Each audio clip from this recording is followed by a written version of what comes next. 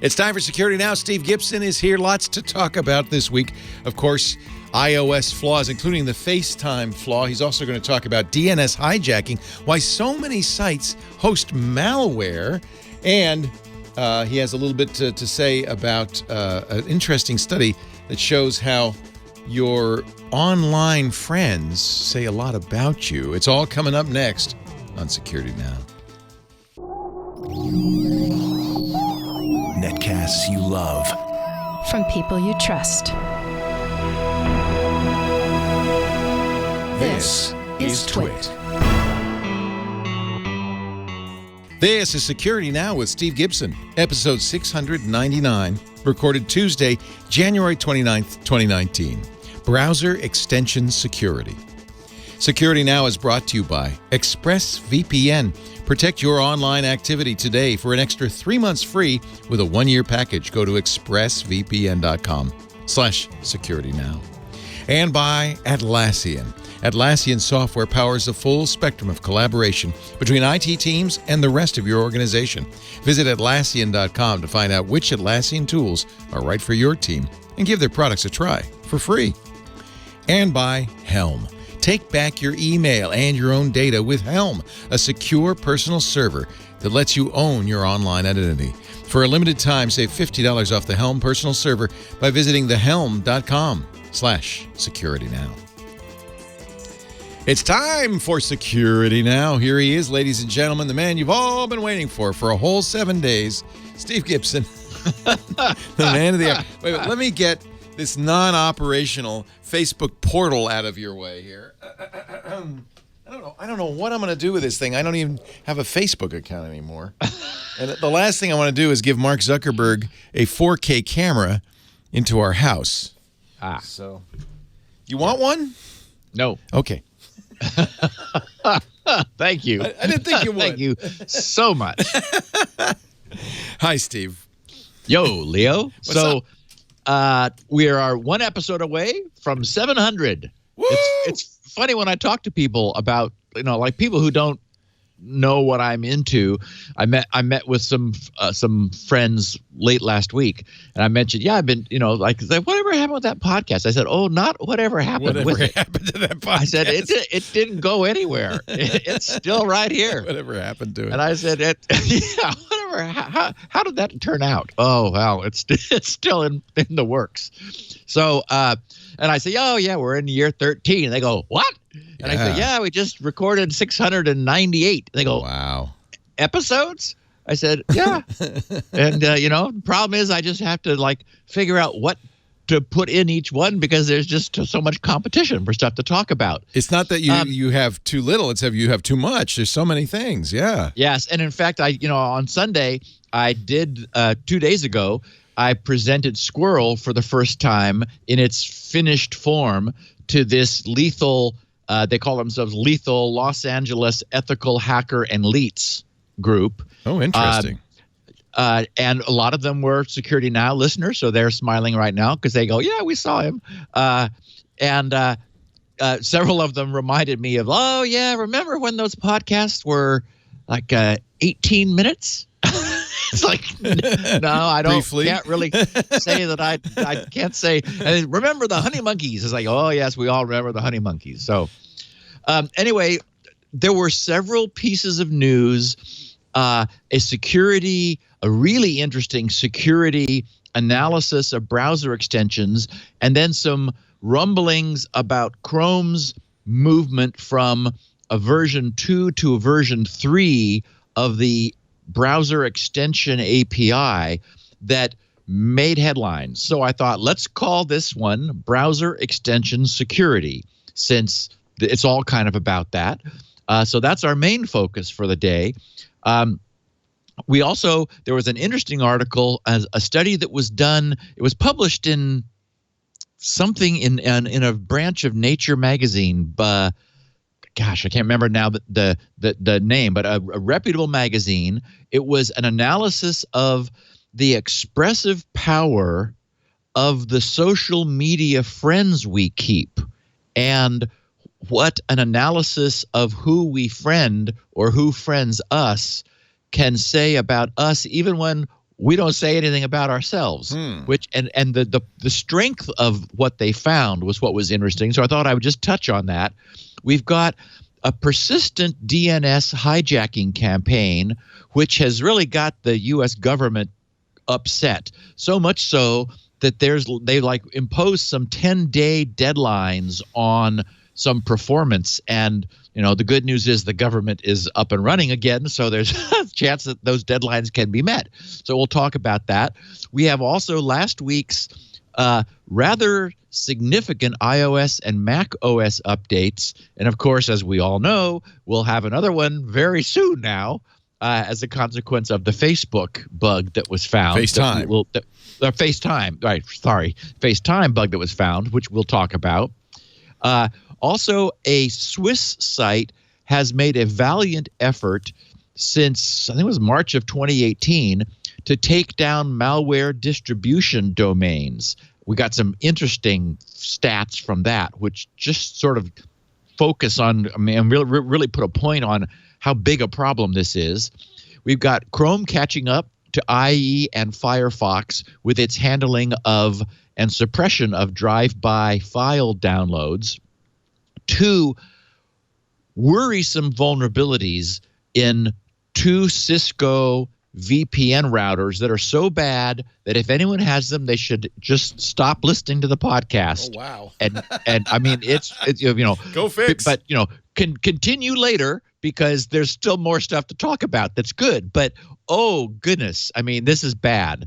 The Cisco quote released the patch on Wednesday, and then the exploit was published on GitHub 2 days later on Friday, and this attacking and scanning immediately began.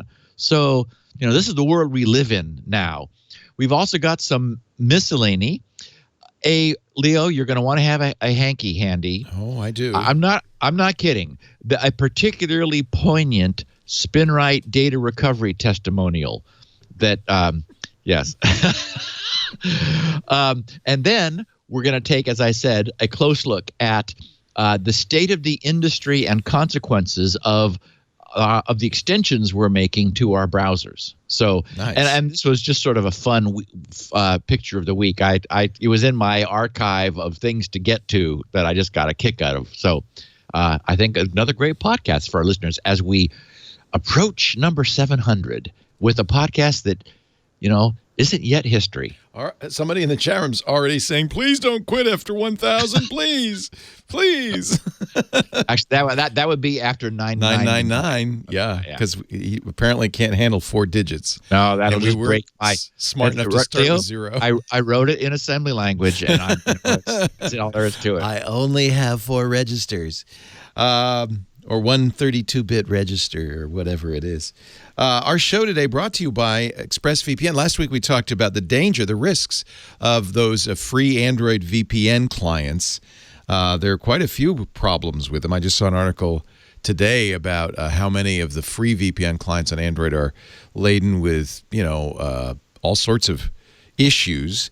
That's why you want to use, honestly, a free VPN is worth the money you pay for it. Nothing. Nothing.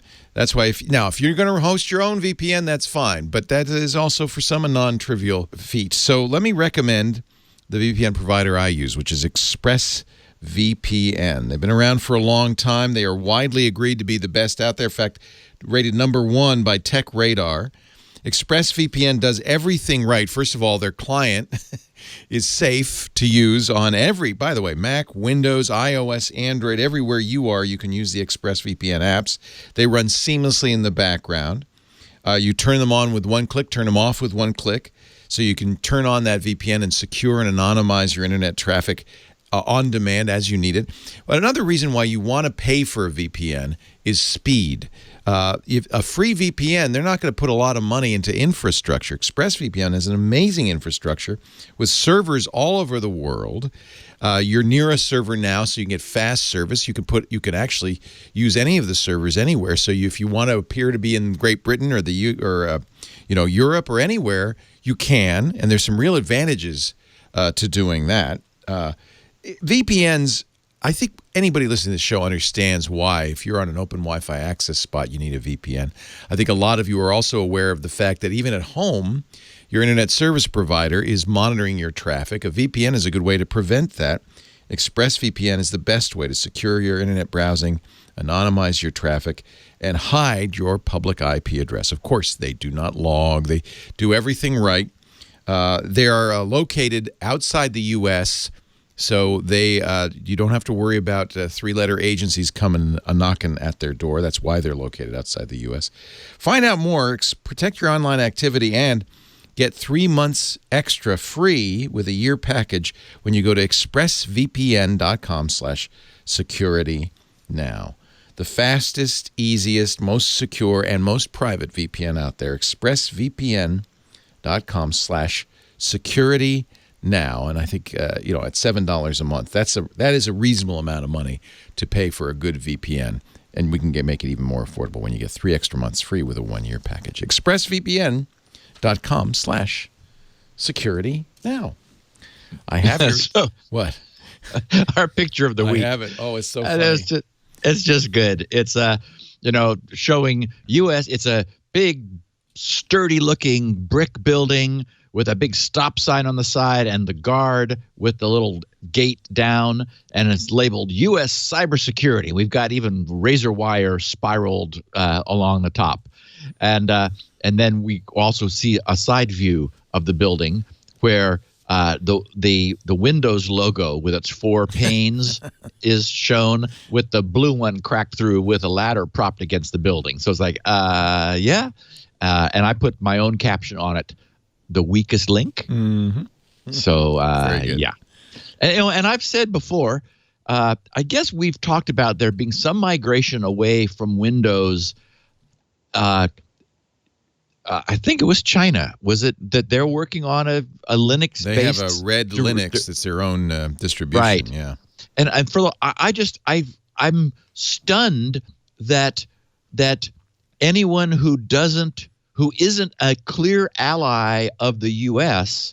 would just pervasively use a closed source operating system from a U.S. company. It's just, there are just too many opportunities for, if not, even if there weren't any deliberate backdoors, and as far as we know, there are none, we know, Patch Tuesday. It's happening every Tuesday, just like the podcast.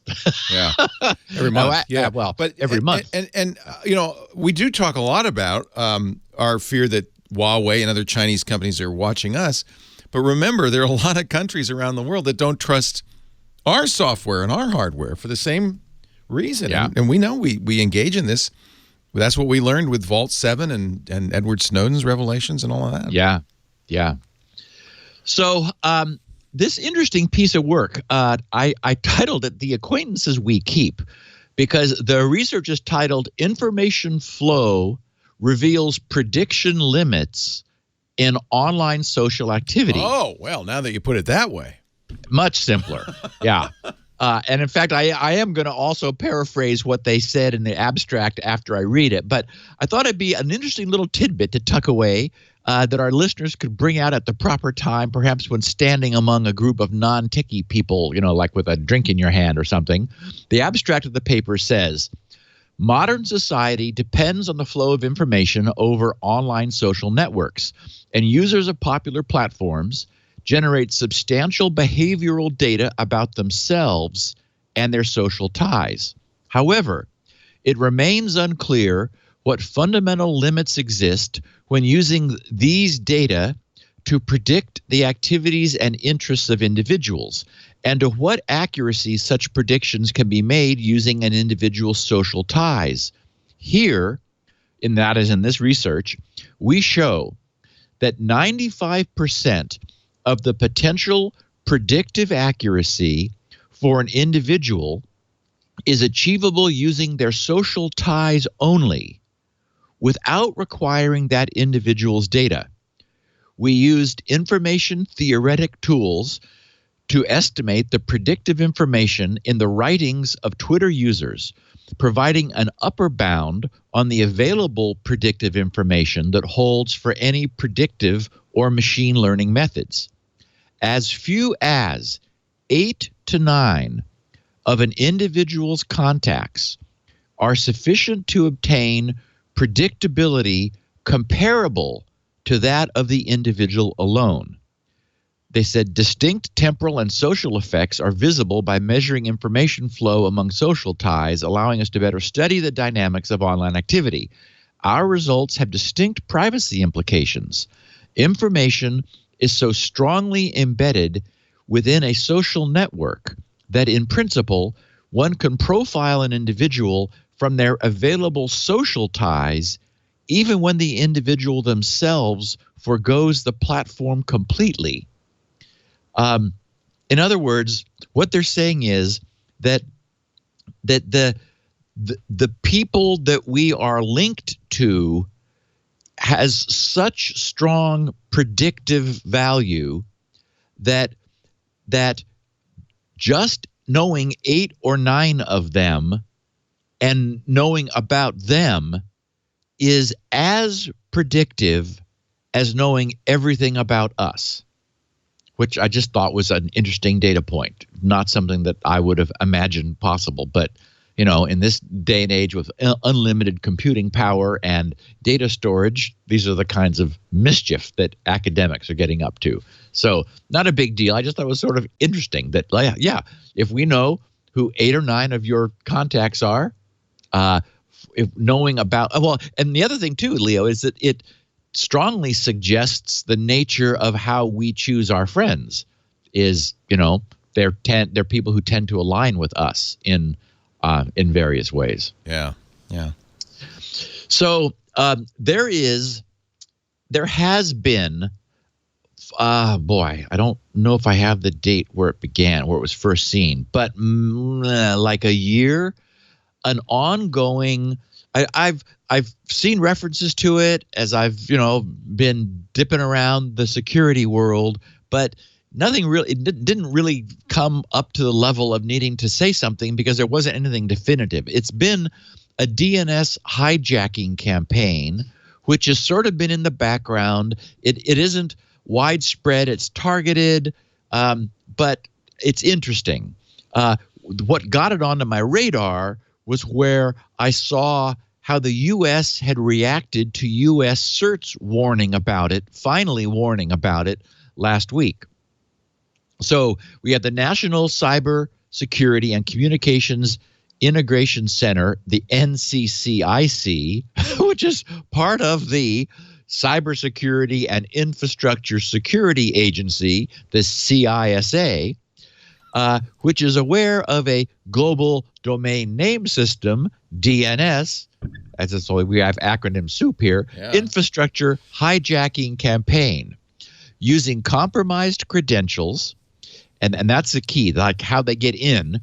Using compromised credentials, an attacker can modify the location to which an organization's domain name resources resolve. In other words, they hack into your DNS provider, which is why, for example, I use Hover, and Hover uses an authenticator, and as annoying as it sometimes is to go, oh, okay, fine, and put in the 6-digit code that's only good.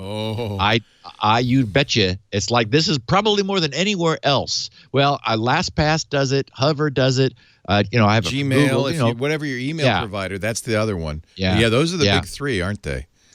So there are places where it's like, yes, this is annoying, but it's better. It creates a dynamic code that makes it much more difficult to hack. Anyway, but there are lots of DNS providers who don't do that, don't offer that. For example, Network Solutions, no. So thank you very much. Among other reasons. Yeah, well, exactly. I think I have like 1, maybe 2 domains there still. I completely moved off of them where I was from day one over to Hover, but the only ones that are there are the ones that only they provide. I have I just can't get them anywhere else. So it's like, so So by compromising someone's DNS login, the attacker points their DNS, their authoritative real DNS, to a different IP away from their servers, typically to where they've got a spoofed website already set up in advance. So this, of course, enables the attacker to redirect all of the traffic subject to the global DNS caches expiring, as they will over the course of, depending upon how long the records have been allowed to be cached, for, maybe 8 hours, maybe 24, but traffic immediately begins to flow. I've seen that myself, because back when GRC was having to change its IP in order to avoid long-term persistent DDoS attacks, we would change the IP and then be like, nobody there. It's like, okay, hello, we're here. Then, of course, change the DNS record, and then gradually over the course of some number of hours, the traffic would begin to pick up as people were like, oh, we don't know where GRC was, but they're back. And it's like, well, actually, no, you kept trying to go to the old IP because we changed to a different one, and your DNS only now caught up as a consequence of the fact that DNS is caching. So anyway, so this is bad. You don't want your DNS to get hijacked for many reasons. So, but this is one of the things that's been going on. It allows the attacker to redirect the traffic that would normally go to the true servers to an attacker-controlled infrastructure, and what's interesting, to obtain valid encryption certificates for an organization's domain names, which then enables man-in-the-middle attacks. That's one of the things that has sort of raised the level of concern, and it's where I'm going to focus some of our attention as we talk about this more.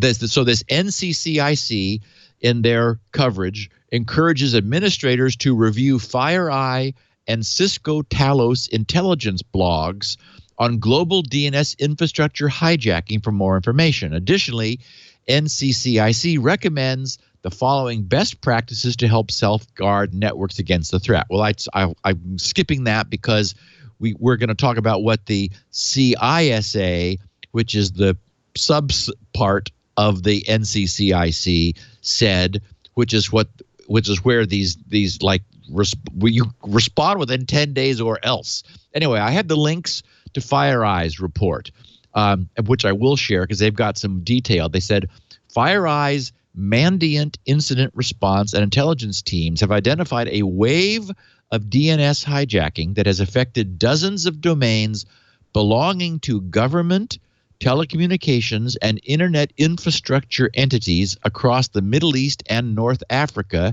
Europe, and North America. While we do not currently link this activity to any tracked group, initial research suggests the actor or actors responsible have a nexus to Iran. This campaign has targeted victims across the globe on an almost unprecedented scale with a high degree of success. We've been tracking this activity for several months, mapping and understanding the innovative tactics, techniques, and procedures, and now we have a new acronym, the TTPs.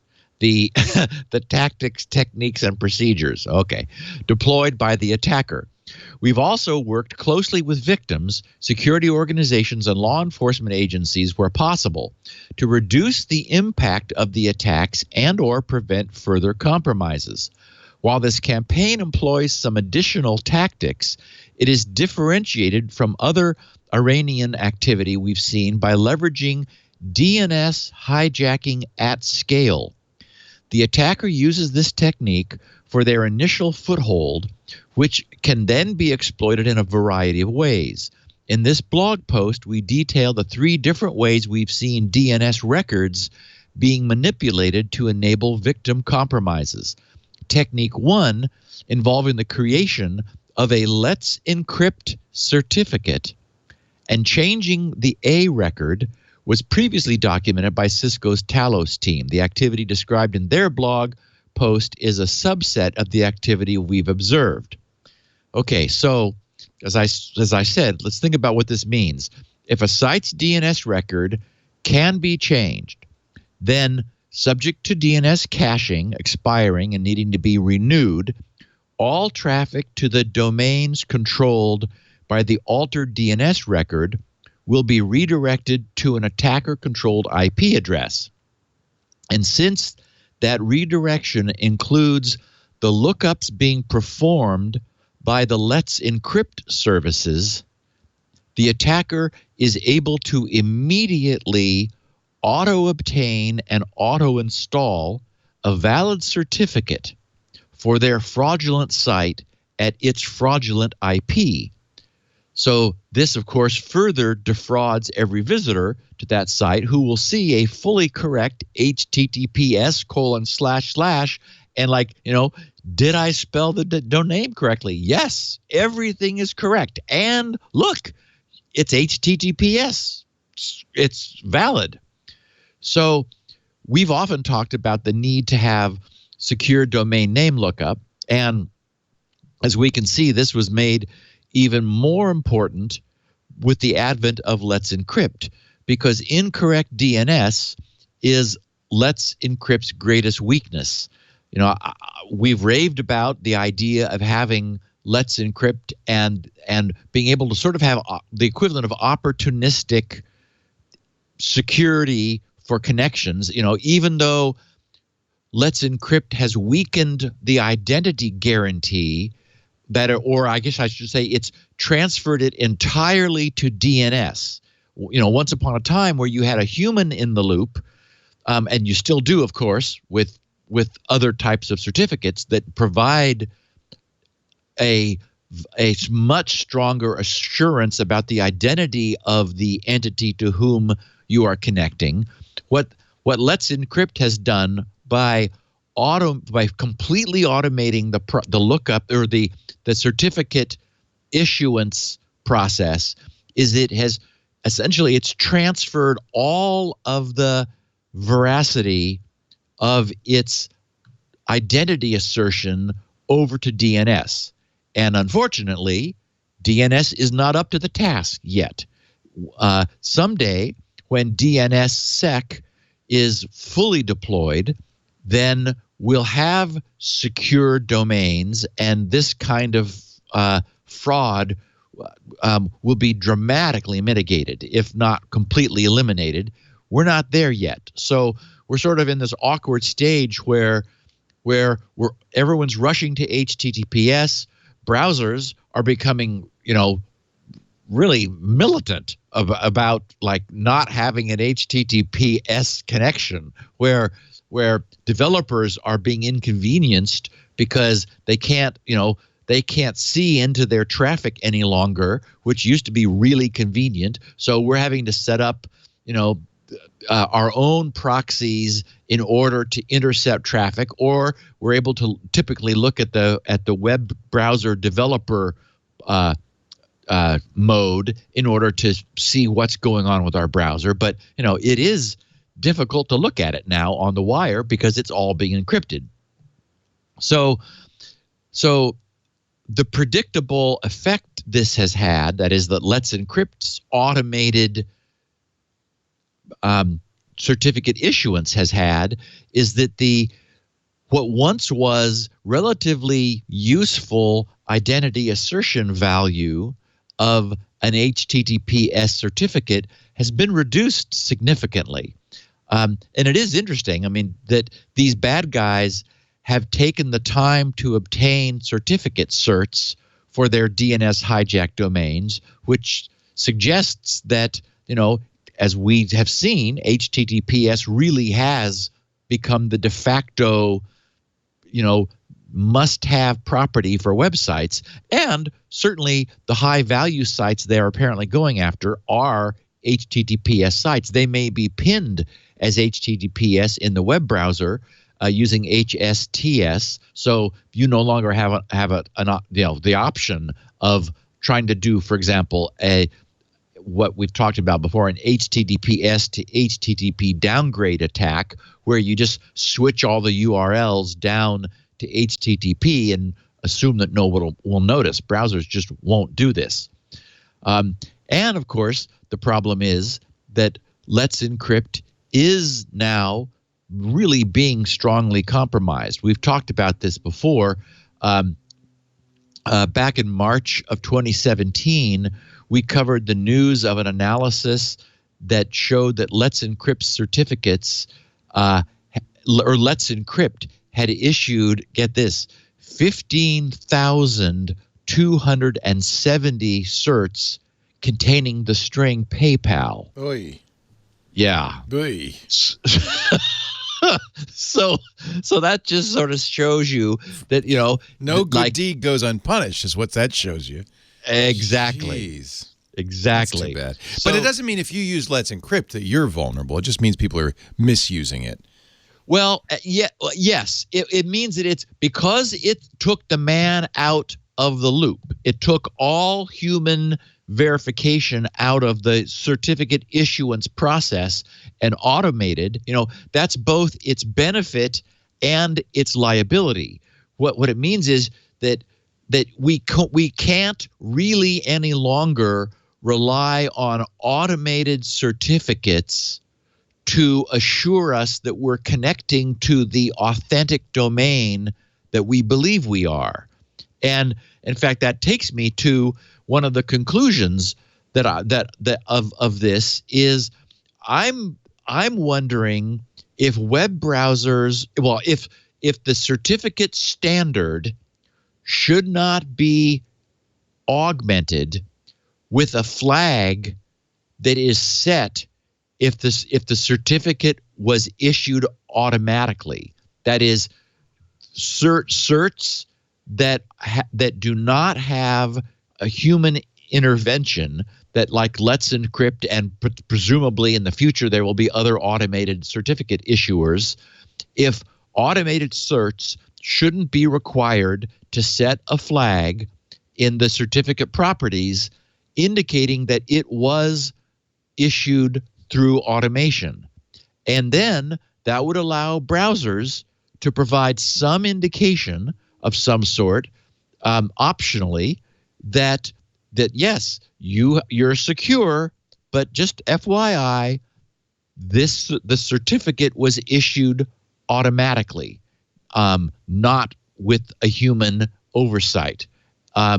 Just again, as a sort of a beacon, not saying that that's bad, but there it is subject to abuse, and this is what's happened. So, isn't that what EV certs though are? I mean, yes, and they're trusted at a higher level because, I know DigiCert even for our EV certs calls me and asks. There's a lot of verification, but but non-EV certs, there's not that. They might send an email to check your email, right? So there's DV, which is domain validation, which is what this is. This is essentially, we always had domain validation certs, but even then you had to go through some hoops. They weren't automated. You had to they would email you a blob to put on your website's home directory, and then you'd say it's there, and then they would go retrieve it from from the root of that domain, which would serve to prove that you, the recipient of that email, were in control of that domain. And they said, well, if they're able to put a blob of text we provided them on the domain, then they must be okay. Let's Encrypt to give them something like, they're trying to do something like that. They have kind of some sort of domain control verification process automated. Oh, yeah. Well, it's automated, and that's the problem, is that it's all you need is DNS. If you have DNS, and of course, the whole point of this is that DNS is not yet robust.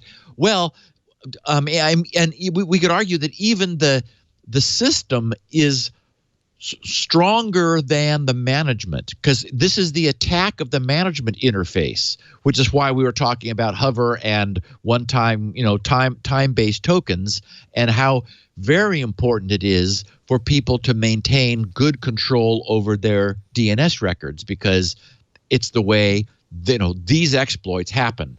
So in their background that they wrote, in coordination with government and industry partners, the Department of Homeland Security, Cybersecurity and Information Security Agency, the CISA, is tracking a series of incidents involving domain name system infrastructure tampering. CISA is aware of multiple executive branch agency domains that were impacted by the tampering campaign and has notified the agencies that maintain them. I mean, these are .gov. Using the following techniques, attackers have redirected and intercepted web and mail traffic and could do so for other networked services. 1. The attacker begins by compromising user credentials or obtaining them through alternate means of an account that can make changes to DNS records. 2. Next, the attacker alters DNS records like the address record, mail exchange, MX, or name server, NS records, replacing the legitimate address of a service with an address the attacker controls. This enables them to actually changing the name server records. That's diabolical, because that would allow them to be sort of set up an unobserved persistent ability, and because those are the records to which the ultimate reference is made, so they could change those then later at a time of their choosing. So that's kind of tricky. This enables them to direct user traffic to their own infrastructure for manipulation or inspection before passing it on to the legitimate service should they choose. So it allows them to sort of basically set up a clean man-in-the-middle attack. This allows a risk that persists beyond the period of traffic redirection. 3, because the attacker can set DNS record values, they can also obtain valid encryption certificates for an organization's domain names.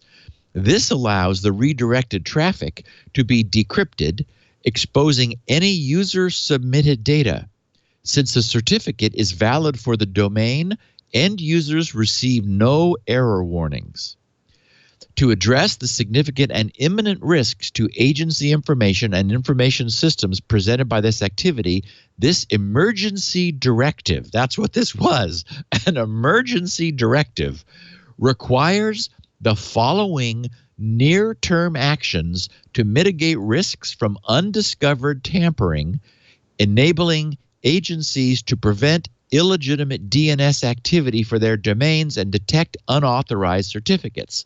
So this is required actions within 10 business days for all .gov or other agency-maintained domains. Audit public DNS records on all authoritative and secondary DNS servers to verify they resolve to the intended location. If any do not, report them to CISA. CISA recommends agencies prioritize NS records and those associated with key agency services offered to organizational users and the public. For example, websites that are central to the agency's mission, MX records, and other services with high utilization. Action 2, change DNS account passwords within 10 business days. Update the passwords for all accounts on systems that can make changes to your agency's DNS records. CISA recommends the use of password managers to facilitate complex and unique passwords. Action 3, add multi-factor authentication to DNS accounts. Within 10 business days, implement multi-factor authentication for all accounts on systems that can make changes to your agency's DNS records. If MFA cannot be enabled, provide CISA with the names of systems why it cannot be enabled within the required timeline and when it can be enabled. CISA recommends using additional factors that are resilient to phishing, consistent with NIST SP 800-63B, short message service, SMS-based multi-factor authentication is not recommended. Action 4, monitor certificate transparency logs. Within 10 business days, CISA will begin regular delivery of newly added certificates to certificate transparency logs for agency domains via the Cyber Hygiene Service. Upon receipt, agencies shall immediately begin monitoring CT log data for certificates issued that they did not request. If an agency confirms that a certificate was unauthorized, it must report the certificate to the issuing certificate authority and to CISA. So, and then the CISA said the CISA will provide technical assistance to agencies that report anomalous DNS records. We will review submissions from agencies that cannot implement multi-factor authentication on DNS accounts within the timeline and contact agencies as needed. We'll provide regular delivery of newly added certificates to CT logs for agency domains, and will provide additional guidance to agencies through an emergency directive coordination call following the issuance of this directive, as well as through individual engagements upon request. So the government is taking it seriously, and basically is taking clearly some affirmative action here to remediate any yet undiscovered but pending attacks as a consequence of previous or getting underway attacks against the .gov and other important infrastructure. So it's nice to see something like, you've got 10 days to do this, to get this done. But also interesting that what we're seeing is attacks becoming more sophisticated because they have to be, basically coming up with a way to get admin control over DNS, then using that to set up an alternative infrastructure to obtain Let's Encrypt certs through automation, and then leverage that in order to create a man in the middle and gain access to data for as long as it can be had. And of course, lots of communications is trusted, and you can imagine that is if you're able to establish yourself as in a man in the middle position for as long as you can keep that, you have a pipeline for all of the sensitive information that flows over that. So it's not just the badness of getting yourself into that position, but the huge vulnerability that is created when you're able to see all the data that flows over that link during that time. Makes sense, yeah. Yeah. And Leo? Want to take a break? Perfect All right. time. I can do that. Our show today brought to you by Atlassian. If you're a developer, of course, you know Atlassian and Jira. You wouldn't, these days, anybody who's doing Agile wouldn't do it without Jira. We use Jira and its Kanban board to keep track of tasks our engineering team is assigned, the current status of it, whether it's complete. But Jira is just the starting point. Atlassian is the collaboration software company that empowers teams from all over the world. It is tough, I think, to stay competitive in an increasingly cloud-based world. It requires your IT team to plan and execute faster and better than ever. And because today's applications are more complex than ever, incidents often require open, agile, and smart coordination between ops and software development teams. And the stakes are high. Let's face it. Expectations are high, too. IT sitting at the center of that all. That's where you wanted to be, didn't you? But it is kind of nice to have some help. And that's where Atlassian comes in, the company behind Jira. Software tools designed to manage complex collaboration, to get the job done, to keep you on top of what's going on and in the know. And it's not just for developers. Atlassian offers an affordable, reliable suite of tools for teams of of every size, from DevOps to Agile to IT apps to Ops to ITSM and whatever's next. We use it, of course. We're an Atlassian house. We use Jira to keep track of issues. We have Confluence to document what happened. Actually, that's a really important piece because that's you solve things or you set things up. It's you're focused on doing that. The last thing you want to do is make a record of what you did. But Confluence makes it easy. Its integration with Jira makes it much easier. There's Bitbucket if you have code bases to manage. Atlassian forms the backbone of an effective cross-team project planning, organization, and communication effort. And honestly, that's exactly what we do with it. They are always adding new features, too, like Jira Ops, Ops Genie, Status Page. They acquired Trello. Lots of tools to help teams detect incidents, alert response teams, coordinate response efforts to resolve issues, to keep customers or stakeholders updated, to keep themselves updated on their status and what they're working on. It's not just emergencies, it's day-to-day projects, too. Your team can choose the tools that's right for your current framework, trusting that as they and you grow, Atlassian will grow with you. And it all integrates seamlessly with Jira and Confluence. That's where the heart beats. Keeps your team from moving around different platforms, trying to integrate different platforms. It's just all there. Like all of Atlassian's products, the tools for your IT team are free to try. Here's what you do. Go to Atlassian.com. Find out which Atlassian offering is right for your team. Just try it. You'll see immediately why it's so well known. It's the favorite of so many teams, including ours. Because honestly, I couldn't force the team to use something that they didn't like to use. And they love Atlassian. Try Atlassian today. Unleash your IT team's potential at Atlassian.com. It's all about collaboration. Isn't it always? Is it? Well, and you don't have to work with anybody, but everybody else is on a team. Steve Gibson works alone. Well, but I do have the gang in the news group. That's true, and they keep you honest. Yeah, very, very, very important to this process. You can't do stuff. I mean, you can develop in a cocoon, but you're not necessarily going to do the right thing, and there's always stuff you miss. It's valuable. Yeah. I know it is. Yeah. So I don't normally talk about iOS and Mac OS security updates, but I have a few times in the past. This one caught my attention just because when I searched on the word arbitrary, the page lit up. Arbitrary. Yes, because that's the phrase.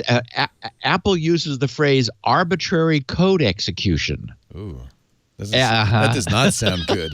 So I believe I heard Renee say last week that he was surprised that the update was to 12.1.3 because he was expecting, I think, it to go to 12.2.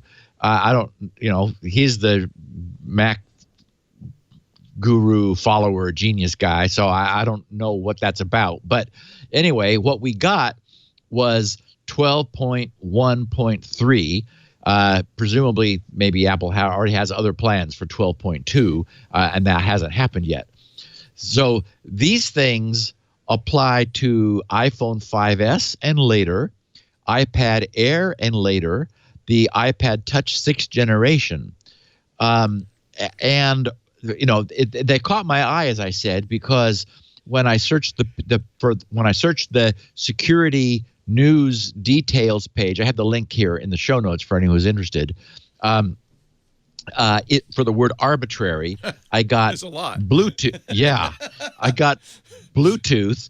An attacker in a privileged network position may be able to execute arbitrary code, and they described an out-of-bounds read was addressed with improved input validation. But until then, you've got an over-the-air remote code execution vulnerability.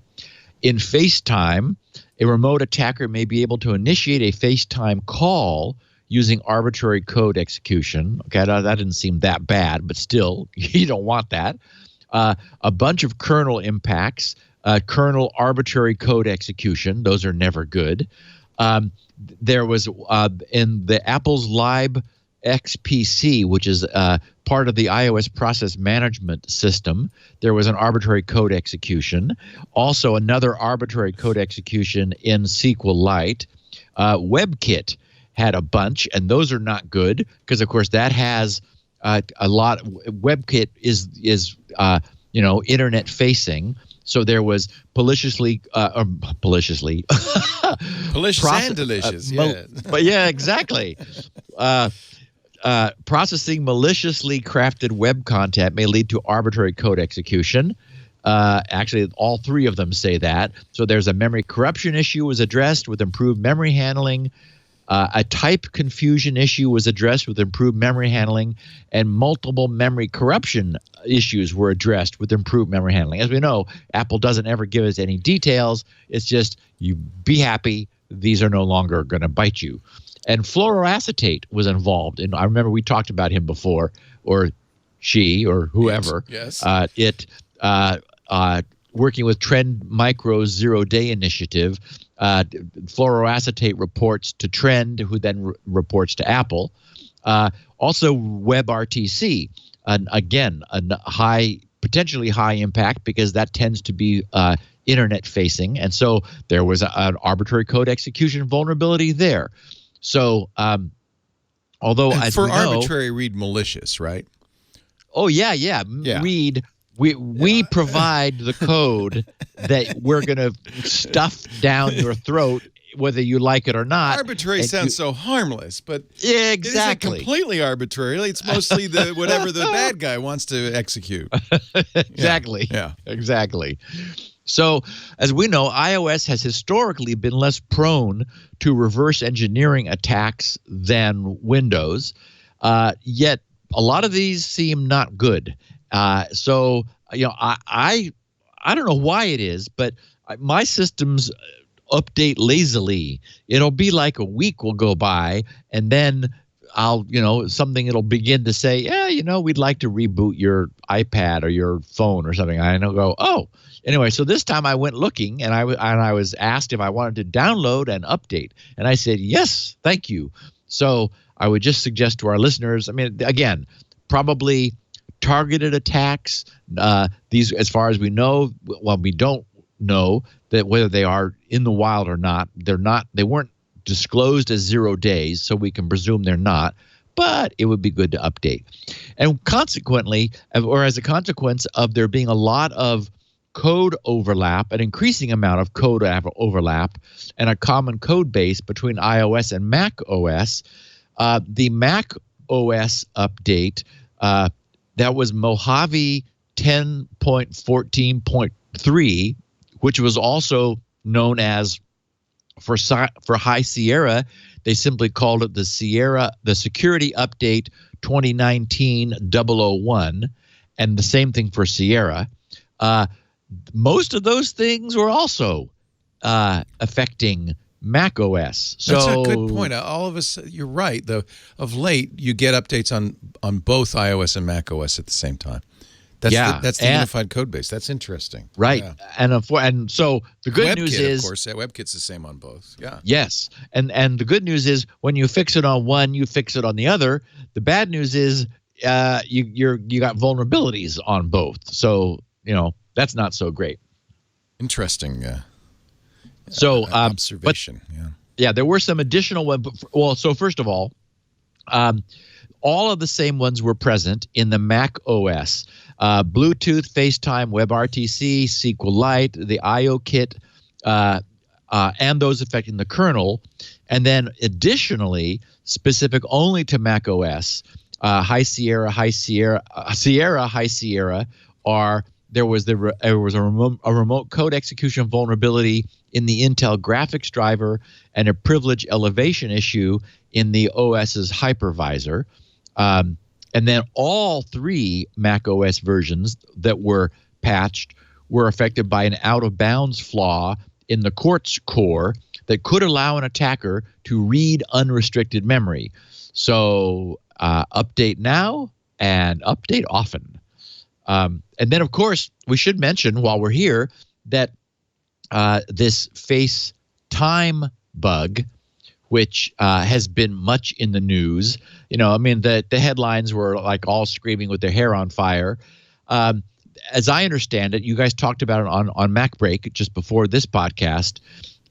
it would be possible for someone to call someone to use FaceTime to call someone else, then add themselves to the FaceTime group, and as a consequence of a bug in the indexing of the identities in the group management, somehow the recipient of the call, the FaceTime running in the recipient's phone would misunderstand the addition of a redundant group membership to be answering, and as a consequence, without the recipient of the FaceTime call answering, the call would be answered at their end, thus enabling the microphone and camera, which is a mistake. So, as I said, I expect we will have that fixed within the next few days. Because again, it got a lot of attention in the press. I had some friends say, "Hey, are you going to be talking about that on the podcast today?" I was like, "Yeah, we will mention that." So, not much more to say about it. Were there any specific mitigations, Leo, that Renee and they've already done it? Apple's turned off the group FaceTime feature, so you can't. The mitigation is done. Okay. And you could turn off FaceTime if you were really concerned, but I think because Apple's turned off the server, I think you're all right. Yeah.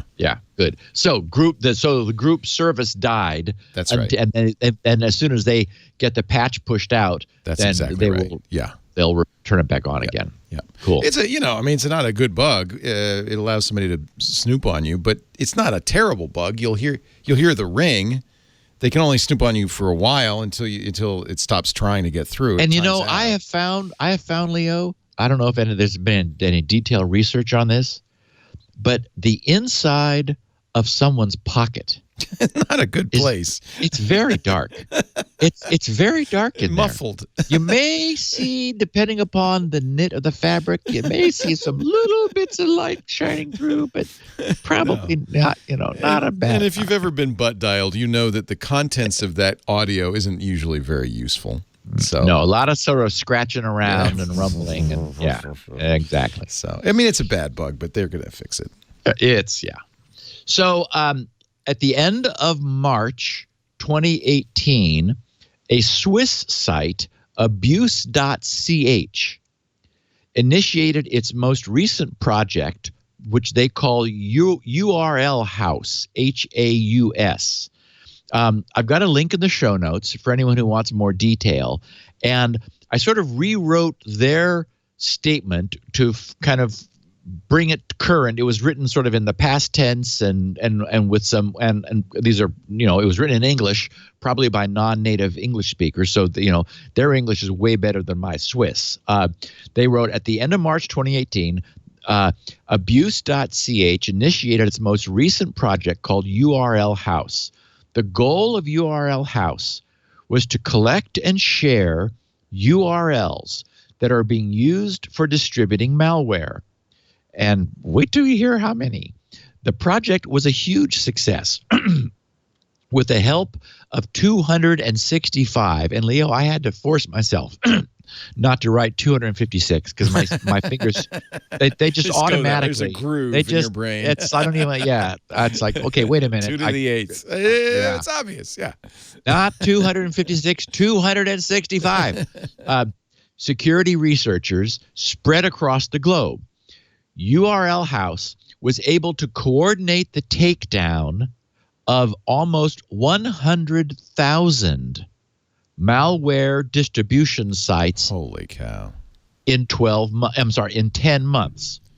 During that time, these 265 researchers identified and submitted, get this, in average 300 malware sites to URL House each day. Wow.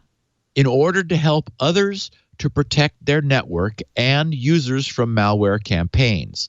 Working with the security community, URL House managed to get the attention of many hosting providers, helping them to identify and remediate compromised websites hosted in their network. They say this was not a simple task, especially for large hosting providers who have tens of thousands of customers, and consequently, a great many hijacked websites within their network that are being abused by cybercriminals to distribute malware. Nevertheless, they write, URL House in average counts between 4,000 and 5,000 active malware distribution sites every day, which is, they say, way too much. Yeah. The following chart shows the number of active malware distribution sites tracked since the launch of URL House. The blue, and it's sort of sad. The blue line indicates the number of abuse reports sent out to the corresponding hosting providers and network owners. So what's interesting here is, first of all, for those who are listening and cannot see, the graph spans June 12th of 2018 through January 15th of this year. And that it shows a red, that the active malware sites creeping upwards from the beginning at around 2,500 up to a max of, it just barely crosses 7,000. Now, that's not because that many new sites were created. That's the awareness of them that was growing during the project as the 265 globally distributed researchers were feeding 200 to 300 new URL reports per day into URL House, who was aggregating them and consolidating them and counting them. So the awareness of these sites kept growing. Meanwhile, there was an ongoing background effort shown by the blue line to thwart this.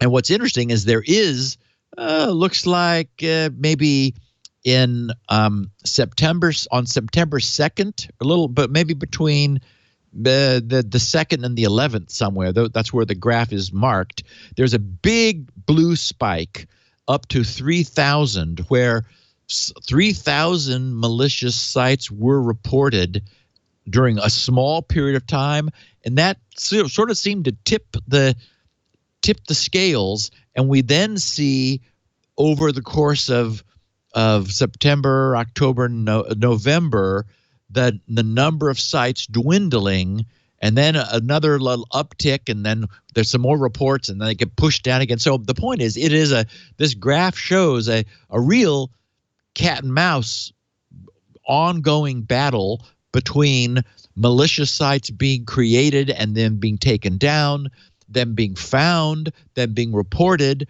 to URL House, then URL House reporting them out to the hosting providers, saying, hey, you probably aren't aware of this, but this domain name has got bad stuff on it. You should take it down. It's hurting people. So that table. So then they also have, and I have it copied in the show notes, a table which they say the table below shows the top malware hosting networks. Now, again, this is not the network's fault. This is, necessarily, although you can draw your own conclusions, hosting active malware content, counting online malware distribution sites only as of January 20th, 2019. Okay, so that's very recent. They say, as you can easily spot, 2 out of 3 of the top malware hosting sites are hosted either in the U.S. or China. And what was interesting and a little sad is the length of time it takes for reports to be acted upon. The worst were Chinese sites. what they said is what is also an eye catcher on this table is the takedown time of malware sites hosted in China. The 3 top Chinese malware hosting networks have an average abuse desk reaction time of more than a month. So from time that it's reported, 4 weeks go by before any action is taken, which is unfortunate. Although, in general, it's not good. If I look here for the shortest one, there was actually one of the Chinese networks was 3 days, 11 hours, and 50 minutes. The worst was 1 month, 23 days. Okay, so that's way over a month, almost 2 months. And they had 163 malware URLs. The next biggest was 256 malware URLs. That was a Chinese site or a Chinese host that reacted after 1 month and 9 days.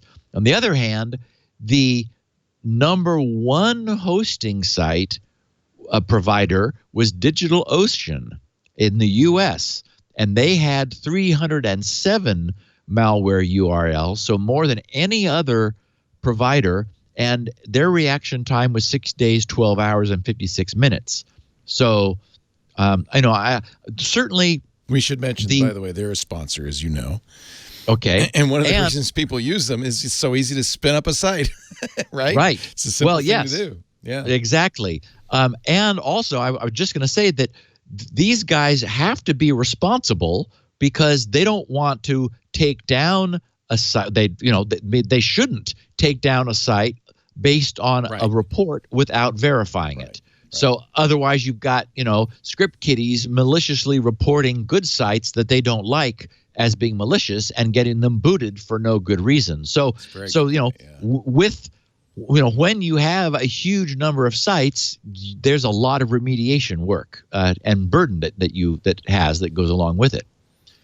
So anyway, so they went on to talk about what malware was found there, and the number one malware by a long shot was something called Emotet, which is a very capable and increasingly flexible Trojan, which is sort of multi-purpose. It gets in and then it's polymorphic. It changes shape. It's very hard to deal with. And, of course, the bad guys are constantly churning out new domains to host this stuff and then spew out links in social networks and on download sites and in ads and wherever they can to get people to click on them, to download the malware, and then go from there. So, unfortunately, that's the world that we live in today. Crazy. Chrome will be playing catch up to IE and Firefox when it comes to mitigating drive-by downloads from iframes. Web browser iframes, and we've talked about them, have always been frightening from a security standpoint. We often talk about the classic trade-off between security and flexibility. Nothing could be a better example of that than the iframe. Iframe, as we know, is short for inline frame. It allows the designer of a web page to set aside a rectangular region, a frame, whose contents will be filled in by the result of an iframe URL fetch. So the origin web page specifies the URL, then the browser goes to fetch it and to render it sort of as a mini web page unto itself. And iframes are what have enabled the entire web browser advertising industry, since they conveniently allow web pages to monetize themselves by agreeing to set aside space, these physical frames, which will be filled in by advertising aggregators, and for which the originating websites then are paid based upon the number of times those iframe URLs are pulled and displayed. The danger is that unless controlled and restricted, those what are essentially mini web pages are full browser citizens capable of loading anything they choose, and as we've often talked about, running JavaScript whatever JavaScript they may wish. So way back in internet time, on October 6th of 2015, the Chromium bugs list contained the observation, and I've got the link for anyone who's interested, i.e., this is the Chromium bugs list, IE and Firefox do not allow download from a sandboxed iframe. And then the posting, including with this sample, shows a simple little, like minimal HTML. It shows a doc type, then HTML opened, the head opened, the head closed, the body tag opened, and then iframe, sandbox, source, and then a URL where the action is equal download, and then close the iframe, close the body, close the HTML. Basically just an iframe. And back then, IE and Firefox were already not downloading content from a sandbox tagged iframe. That was flagged as a bug in Chromium on October 6th of 2015, and it has remained outstanding ever since. The good news is, although Chrome still has not, that does appear finally to be changing. Various tech news outlets are reporting that that Google's developers of Chrome have finally started working on adding drive-by download protection to Chromium. The new feature is already active in the current Chrome Canary Edition build and is scheduled to land in the stable version with Chrome 73 sometime in March or April. Analysis has shown that when downloads are triggered in a web page's iframe element hidden in its code, those downloads are almost always malicious. Yeah, no kidding. Like, why are you downloading like a file in an iframe? It really should be restricted. And this is the number one way that malvertising is still crawling into people's machines.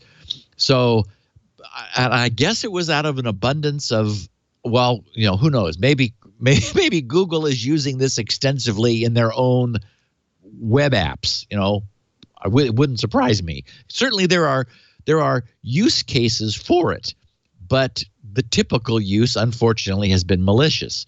So the Chromium developers stated, "We plan to prevent downloads in sandboxed iframes that lack a user gesture, and this restriction could be lifted via and then they have quotes, allow -downloads -without -user -activation keyword if present in the sandbox attribute list." So basically the idea would be they're going to finally block by default but allow permission if the designer of the web page intends for the iframe, the sandboxed iframe, to allow unuser initiated downloads. So the solution that solution makes sense, since you can imagine there might be instances where a web page might wish to allow content within an iframe to have download privileges. So looks like we will be getting that at long last in Chrome, which is all for the better.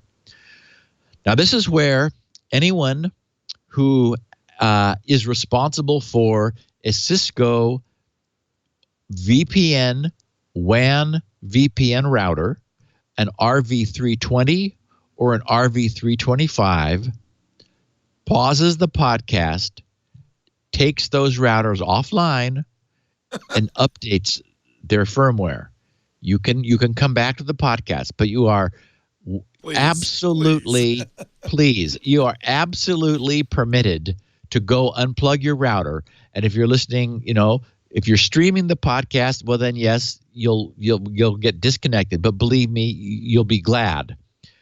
2 days after Cisco released patches last Wednesday, security researcher David Davidson published proof of concept exploit demo code on GitHub. I have the link to his publication in the show notes. His GitHub posting was titled CVE 2019-1652 and -1653. Exploits for dumping Cisco RV320 configurations and debugging data and remote root exploit! So attacks against these routers began shortly after David's code went public. So first of all, the two vulnerabilities are horrendous. This 1653 allows a remote attacker to get sensitive device configuration details without a password. How convenient. 1652 allows a remote attacker to inject and run admin commands on the device without a password. David's GitHub posting could not have been more seductive and damaging. He wrote, he left nothing to the imagination. He says he called it Cisco RV320 dump. He said he cited the CVEs and said exploits for dumping Cisco RV320 configurations and getting RCE. In other words, remote code execution. He said implementations of the, and quoted the two CVEs, exploits disclosed by Red Team pen testing. He says, I only tested these on an RV320, but according to the Cisco advisory, the RV325 is also vulnerable. The following Shodan queries appears to find them. If you're curious about how many are out there, there seems to be quite a few. Then he gives 4 links to the Shodan queries to find the routers. And he's using, he is SSL :RV320. So that's going to be port 443, of course. So RV320 and RV325. And then also port 161. That's the SNMP port. So that RV325 and 320.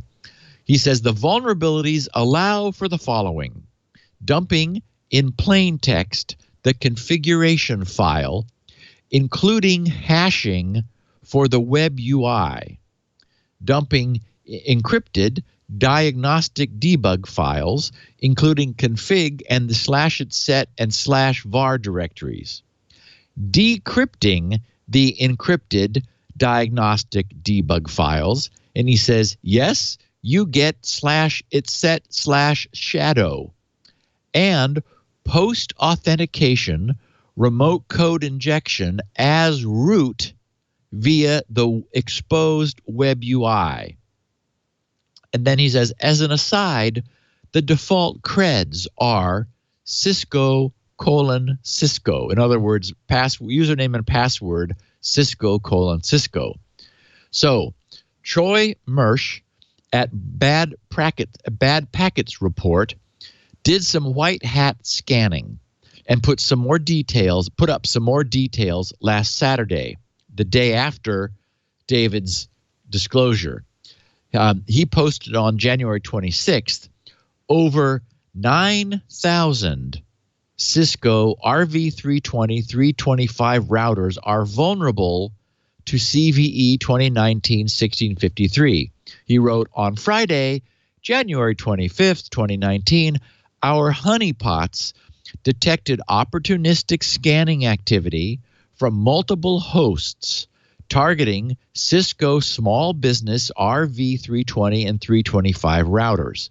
A vulnerability exists in these routers that allow remote, unauthenticated information disclosure via 1653, leading to remote code execution via 1652. Yeah. Using data provided by Binary Edge, we've scanned 15,300 309 unique IPv4 hosts and determined 9,657 Cisco RV, and we know the number, routers, are vulnerable to 1653. That's the information disclosure. 6,249 out of the 9,852 Cisco RV320 routers are scanned are vulnerable. And he said in parens, 1650 are not vulnerable and 1955 did not respond to our scans. But there's, excuse me, of the 320, 16,247 are vulnerable, or 320 routers are vulnerable. 3,410 out of 5,457 RV325 routers scanned are vulnerable. So this is a disaster. They are sitting there wide open. Cisco released patches 2 days before they got scanned, so that the scanning began. So we know thousands of them, if not almost all of them, are going to be subject to attack and compromise. They are very popular among enterprise and ISP providers. So as I said, if you have any RV320 or 325 routers within your purview, you're responsible for them. Just go unplug them, update them, and get them plugged in again. I hope that the owners of those were on a mailing list, took this very seriously if they received email from Cisco and didn't say, okay, yeah, we'll get around to that next week, because it took 2 days. And again, this is the world we live in now. Okay, some miscellany. Last Sunday's first presentation of the completed and finished Squirrel system went well. I had previously given presentations of Squirrel at DigiCert Security Summit, and then to Stina and her crypto colleagues at Yubico. Each of those points in time caught Squirrel where it was then. Today, as I've been saying recently, it's finished. So the meetup it was known as Lethal, the LA Ethical Hackers and Leets, was my first opportunity to publicly present the entire system from soup to nuts.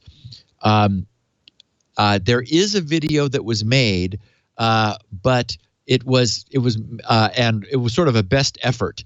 We turned the room lighting down in order so that everyone in the room could see the screen, but that left me pretty much in the dark. So, and there were, I think, like the battery died a couple of times. It was just an amateur video. I have a link to it through file mail.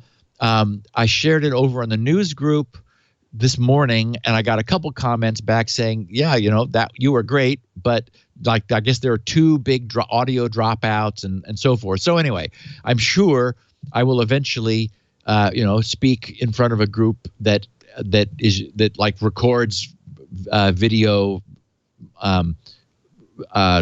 all the time, and we will end up with a good presentation. This one it's not what I want to do with you, Leo, and with Jason and with Mike Elgin. I want to do a user-facing presentation. Like what does the user see, and then also like answer all of your but what about questions. Mm-hmm. What I did with this group, because they were a bunch of techies, was to do it was a technical presentation. But to that end, during the presentation, I kept referring to GRC's online documentation, but also needing to continually apologizing that those pages are now more than 5 years old. And as a consequence, much has changed since then. So my own next top priority, like what I'm going to be doing tonight, is to begin the process of rereading those, revising them, and synchronizing with with the way it actually turned out, so that those are caught up, and so that from now on, when I'm referring people to like, oh yeah, all the documentation for this is online, it actually will be instead of being, yeah, well, the way I thought it was going to be 5 years ago, because it's radically improved and tightened up since then. And in the meantime, our wonderful Zenfaro developer sent me yesterday his version 1.0.0 of the Squirrel integration for Zenfaro using the new Squirrel Service Provider API. It is a formal Zenfaro add-on. Zenfaro is the web forum software I chose, which has a mature add-on architecture. And so, for example, this would allow anyone who drops this onto their Zenfaro forums to add Squirrel authentication, just like it would take 10 minutes. You would need an SSP API server because the Squirrel service provider. Right now, I'm the only one that exists, and mine is for Windows. Probably runs 32-bit Apache too, because I wrote it as an ISAPI, the IIS API, which IIS and Apache both support, although mine is 32 bits, and IIS allows you to mix bitness, 32 or 64-bit, but Apache doesn't. If you have to have a 32-bit Apache to run 32-bit modules. And of course, I wrote mine in assembly language. We've got a guy in the news group who is in the process of recoding it in Open Portable C. So as soon as we have that, then we'll have something that we can compile under multiple platforms to really make adding Squirrel very, very simple. So every day we get closer. Tonight I will drop Squirrel into our forums, and we will begin the process with the guys in the news groups checking it out. And then I hope to very soon be able to tell our podcast listeners about it, and Leo to schedule my visit to your studios to have a professional recording of how Squirrel works. I promise our battery will not die. And you can actually see me. And there'll be light on your face. So, okay. This caught me by surprise. And Joey, his name is Joey Kelly. He is a listener. He said, hello, Steve, and the rest of the GRC team. He said, I purchased SpinRite some time ago and have had few occasions, thankfully, to use it. Most of my customers, he says, I own a small consulting firm on the side, have been convinced of the need to back up their data. And even when a hard drive fails, it is usually an inconvenience, not a total disaster. Earlier today, I tweeted you a quick picture entitled Dynastat Engaged, showing SpinRite going to work on a drive that I am glad to say was successfully helped by your product. Since the story beyond this is interesting, I thought I would relay it to you. And so, yeah, you just showed the picture on the video, Leo. It just shows, and I went back and captured it just so I could put his picture in. It said, in the past couple of years, I've become quite good friends with a couple and their family that run a store and lunch counter near where my parents live. I swing in often, and I've tweaked their computers here and there as asked. About 2 weeks ago, they mentioned they had an old computer in the back that they would like to have the data from. That old story, repeated countless times between you and Leo on Security Now, began to play in my head, ending with that well-remembered line, and there is no backup. Mm-hmm. Now, knowing that these people have had a lot of knocks in their lives, I thought I'd help them out and wound up taking the old computer home. I set it up through a USB to IDE adapter and set SpinRite to going. It found the typical one unrecoverable sector in the early sectors of the drive, did some recovery, and then finished. However, it would still not come up in either Windows or Linux as a valid drive. Figuring I had nothing to lose, I reran SpinRite on it with a level 4 scan, and only 4 hours later the scan completed. I was able to pull the drive up in both Linux and Windows and was able to copy all of their data off the drive. Success. Then something caught my eye. The name of one of the user folders. Almost 15 years ago, these folks lost their 14-year-old son in an accident. This was the family's computer at the time, and it contains photos that they have nowhere else of their son, which they now have back thanks to SpinRite. He said, thank you for giving this family their memories back. Very nice. So, Joey, thank you for sharing that. His URL is joeyfixescomputers.com. And he said, you have my permission to use this email as you see fit. So that is a great story. That must make you feel very good. It very much does. Yep. All right. You want to do one last break, and then we'll talk about browser extension security? Please. It's very interesting. You've probably seen this thing sitting here all through the show. This is a really cool device. I think you'll be interested in this. And it's funny that you mentioned Let's Encrypt because it uses Let's Encrypt. This is a home email server. This is a Helm. Now, let me ask you a question. If you don't, do you have an email server? Do you run your own email server? Are you kidding? I take that as a no. I take that as a yes. You of do? Course. Yeah, so yeah. One of the problems running this out of your house is that residential IP addresses are almost always blocked by Gmail, by most email companies. By your ISP. Well, that's the other issue. You can't use port 25 to get out. Correct. Because, in fact, this was a big fight with Comcast for years. They finally blocked port 25. So that's one thing. But the other thing is, even if you could get email out, the outbound email would often be blocked at every receiver because residential addresses very rarely have legitimate email coming out of them. Most always it's spam from hacked computers. So it is, for somebody like Steve who has his own, big domain website and has probably clean IP addresses as a result of years of use, you can't just, fire up your old computer, put an email server on that and run it. So along comes this. By the way, isn't this cool looking? This is a Helm home email server.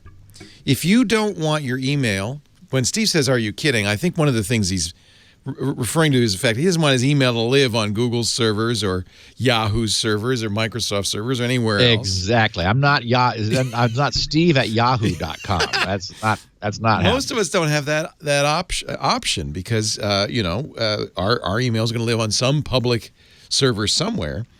That's what's cool about Helm. Helm lets you set up a server in your house. This is the Helm server, 128 gigabytes of storage. The setup is easy. In fact, they do I think you'll be really interested in the security aspect of this. And they solve this IP address problem by setting up a IPsec VPN from the server through Helm, actually through Amazon EC2 instances to the outside world. And before they'll use an IP address, and you get your own, of course, that's your IP address for your server. Before they use it, they pre-qualify it. They send out email from it. They make sure that it's not being turned down, that it's a clean email. It's not on any black hole list. It's email that goes out. So that's one of the big problems they solve. They also solve the issue of reliability. This server, this is so cool. It's fully encrypted. When you first set it up, the Helm server comes with a USB key, a very cool looking USB key. When you first set it up, it will encrypt it using Let's Encrypt certificates.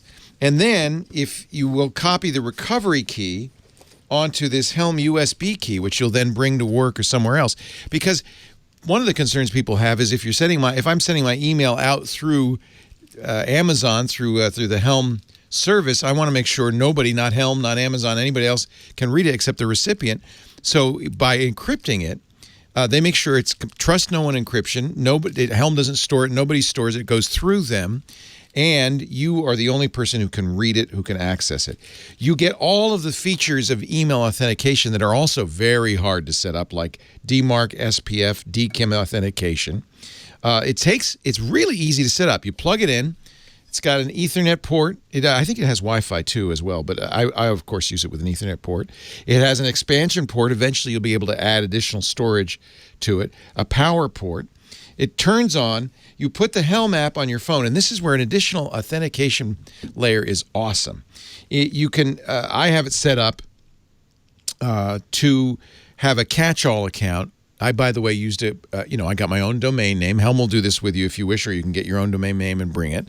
And then when you set up the account, all the email to that, no matter what the address at myemail.com, will go into this catch-all account, which I like a lot because now when I sign up for anything, like if I sign up, I just sign up for Verizon account. I make it Verizon at myemail.com, and I'll know when Verizon sells my email. You can also use the traditional plus to add additional qualifiers. Everything after the plus is ignored. That's something Gmail stopped doing recently.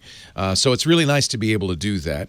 You can also set up additional accounts. And the way they do this is so cool.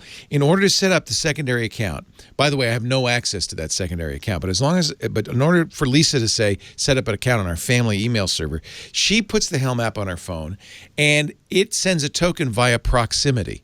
So it uses Bluetooth to LE to send a token to her phone to authenticate it. From that point on, she can set up any other email program using one-time only passwords generated from the app on her phone.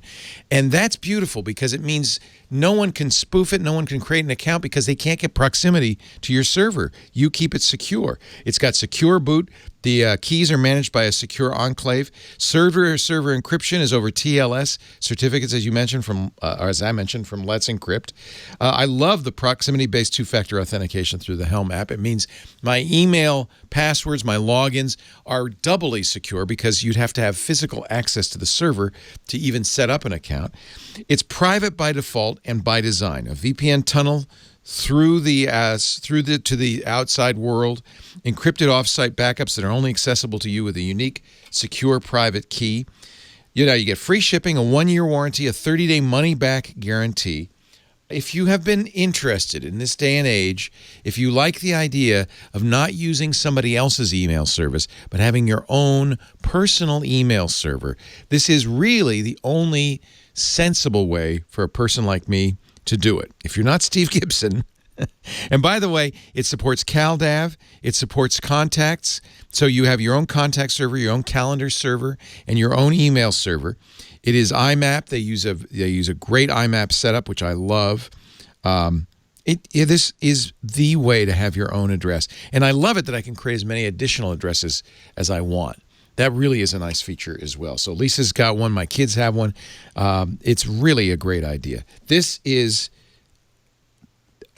so well thought out. I think you'd be impressed. It's one of those things, Steve, where they thought, and actually we interviewed Gary, I would say about 2 months ago on the new screensavers. I had first read about the Helm on Hacker News, then Stacey Higginbotham mentioned it. We had Gary on to talk about it, Giri Srinivasan, who is the founder of Helm. And he said, look, I'd been running my own email server for years, he said, but I understand why it's difficult for a normal techie person to do it, or a small business. This solves that problem. I'm really impressed with this. Feel safe and secure wherever you are in the world, knowing your data is no longer in the cloud, but right with you. Some great new features coming, including the ability to have your own secure file storage. That is all coming in the near future, the ability to expand the storage. But right now, 128 gig solid-state storage, your own email server. It works great. I want you to check it out. Now, for a limited time, Helm is $50 off if you go to thehelm.com/securitynow. This is a limited time offer, $50 off. What else can I tell you? There is a yearly fee. You get the first year free. That's a good deal, though. I think it's a really good deal. Thehelm.com/securitynow, and $50 off the server right now. I love this. I just love it. And it's really nice to have your own server. I created a new domain. Oh, and it will also, and that's the other thing, I had 40 gigabytes of mail left over on Gmail. So it will connect to Gmail and just transfer all your mail over. So I have all 40 gig now. I can delete my Gmail account entirely or delete the email on it. I guess I have to keep the account if I want a Google account. But I don't have to have any email stored on Google servers at all. I've moved it all over here where it's easy to search and easy to keep.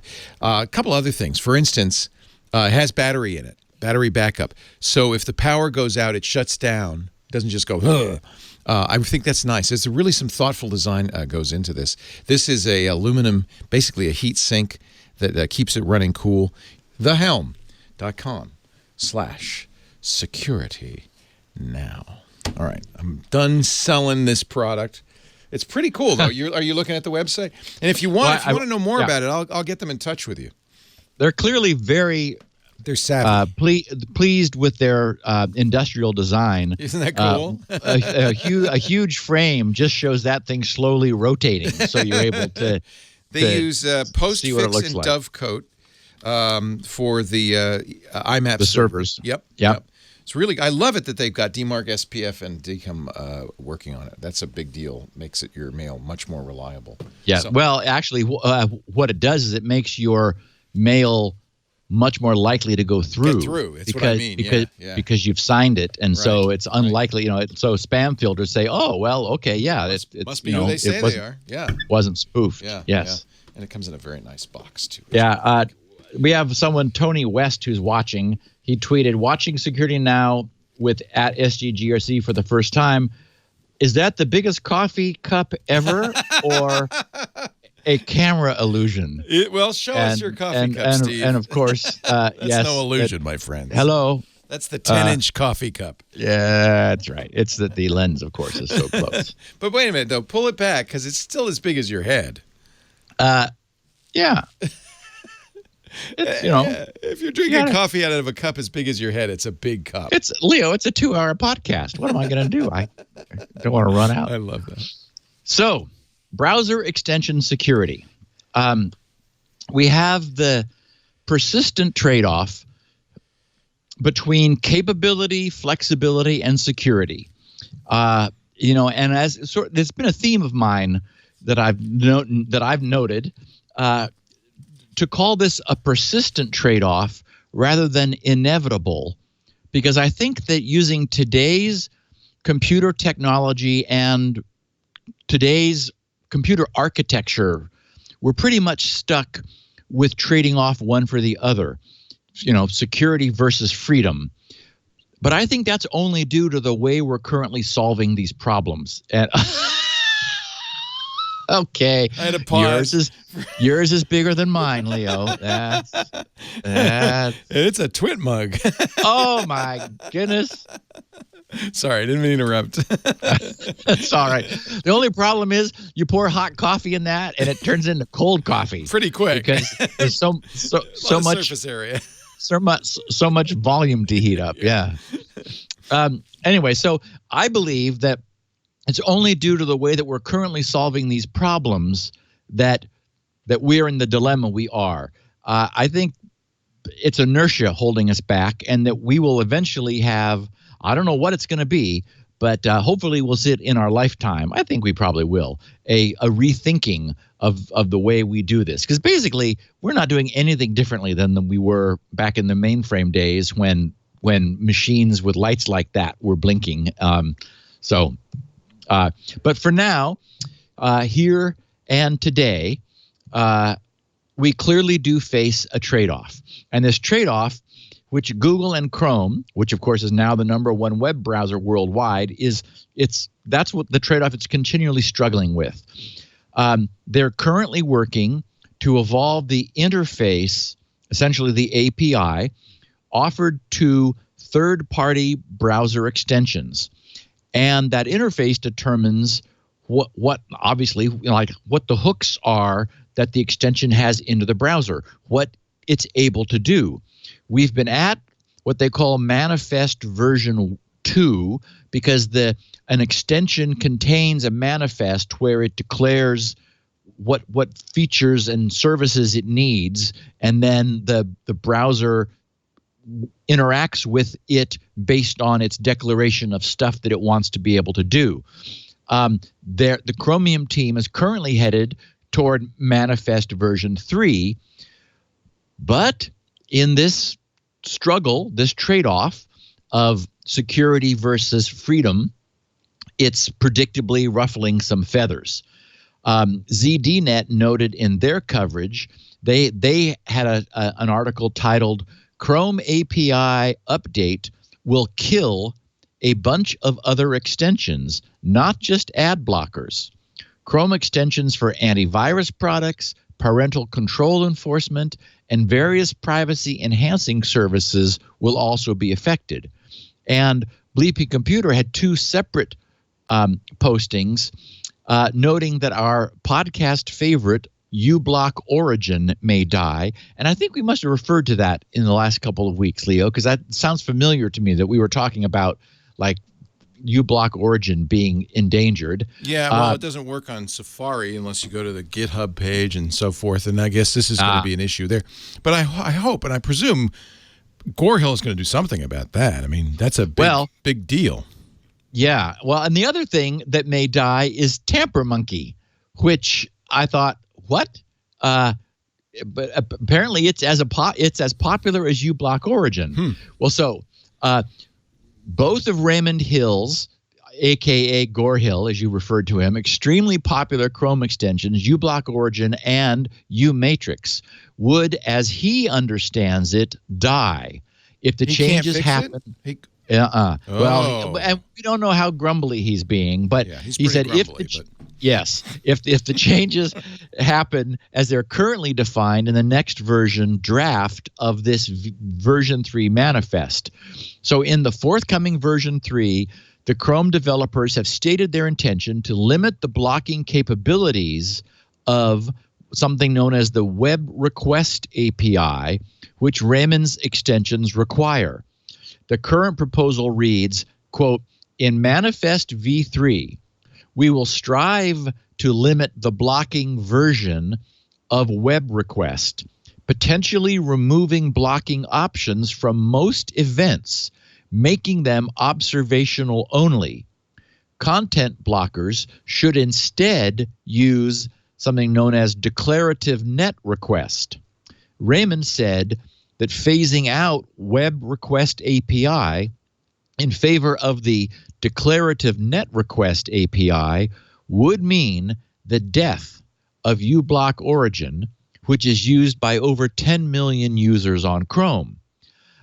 He wrote to the bug tracking page where this Manifest v3 work is being discussed. He said, if this, parens, quite limited, close parens, declarative net request API ends up being the only way content blockers can accomplish their duty, this essentially means that the 2 content blockers I have maintained for years, uBlock Origin, and he says, parens, quote, UBO, and uMatrix, can no longer exist, close quote.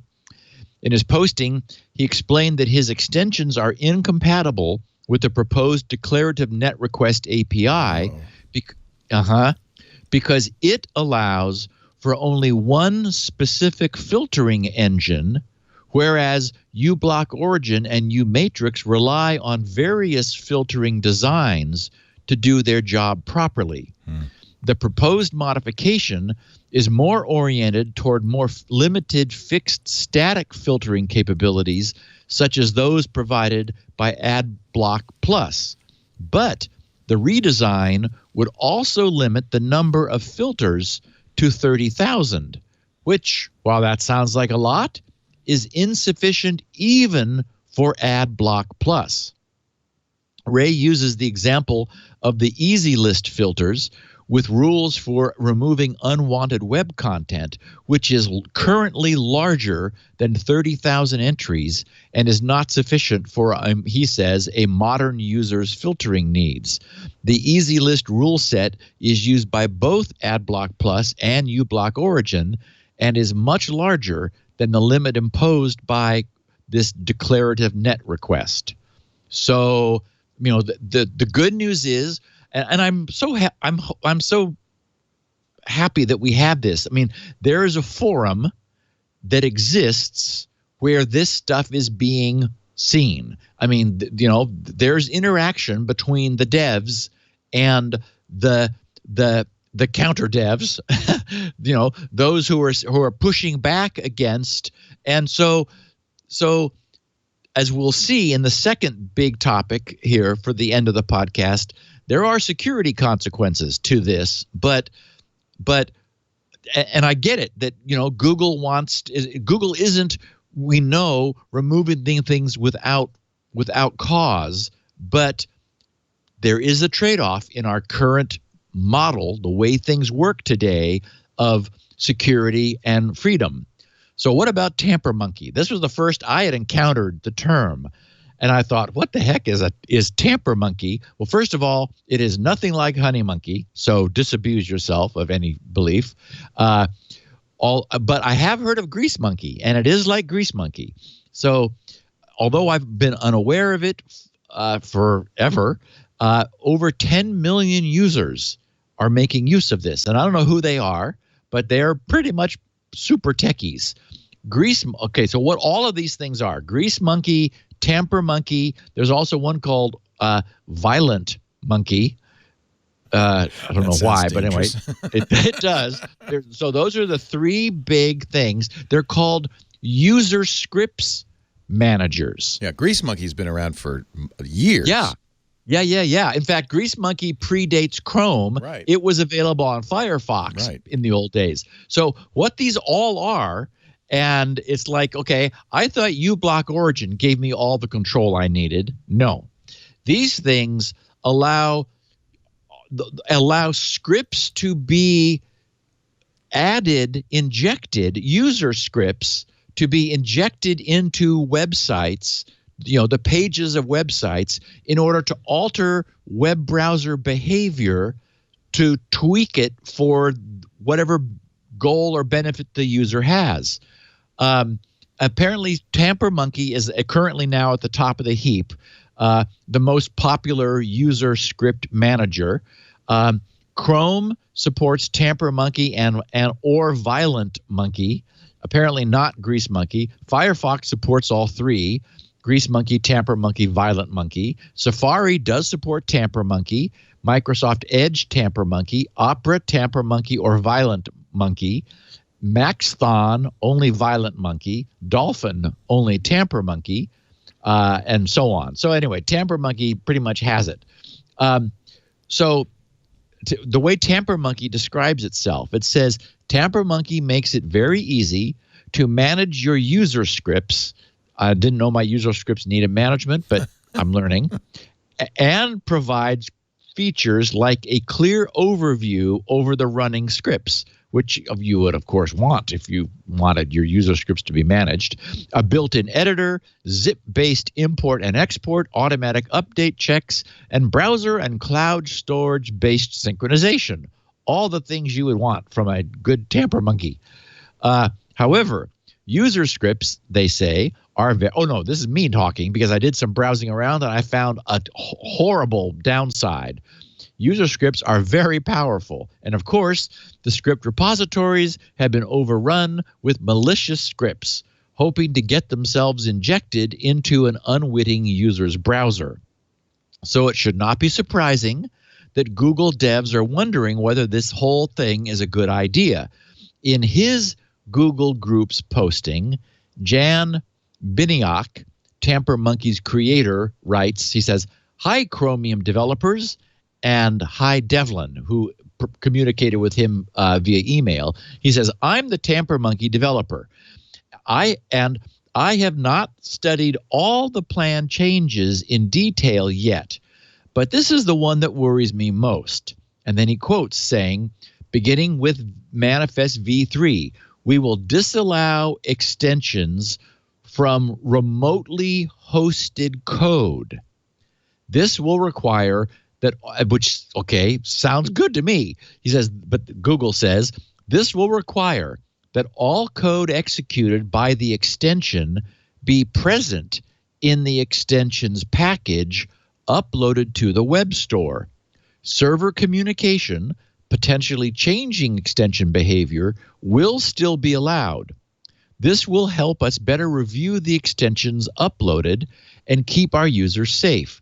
We will leverage a minimum required CSP, to content security policy, to help enforce this, though it will not be 100% unpreventable, and we will require policy and manual review enforcement as well. So, okay, to stepping back for a second, basically they're saying we're considering in version 3 disallowing an extension's freedom to just reach out and download code and run it at will.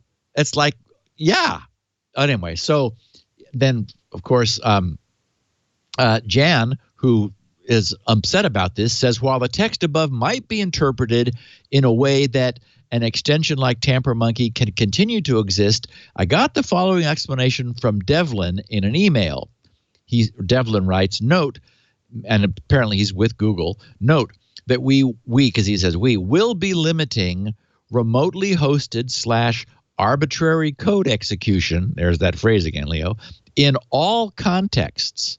The goal is that we should be able to perform an in-depth security review of an extension and be confident in what it does and whether it poses a security or privacy risk to users, which is possible through web page contexts as well. But let's move this conversation to another thread, says Devlin.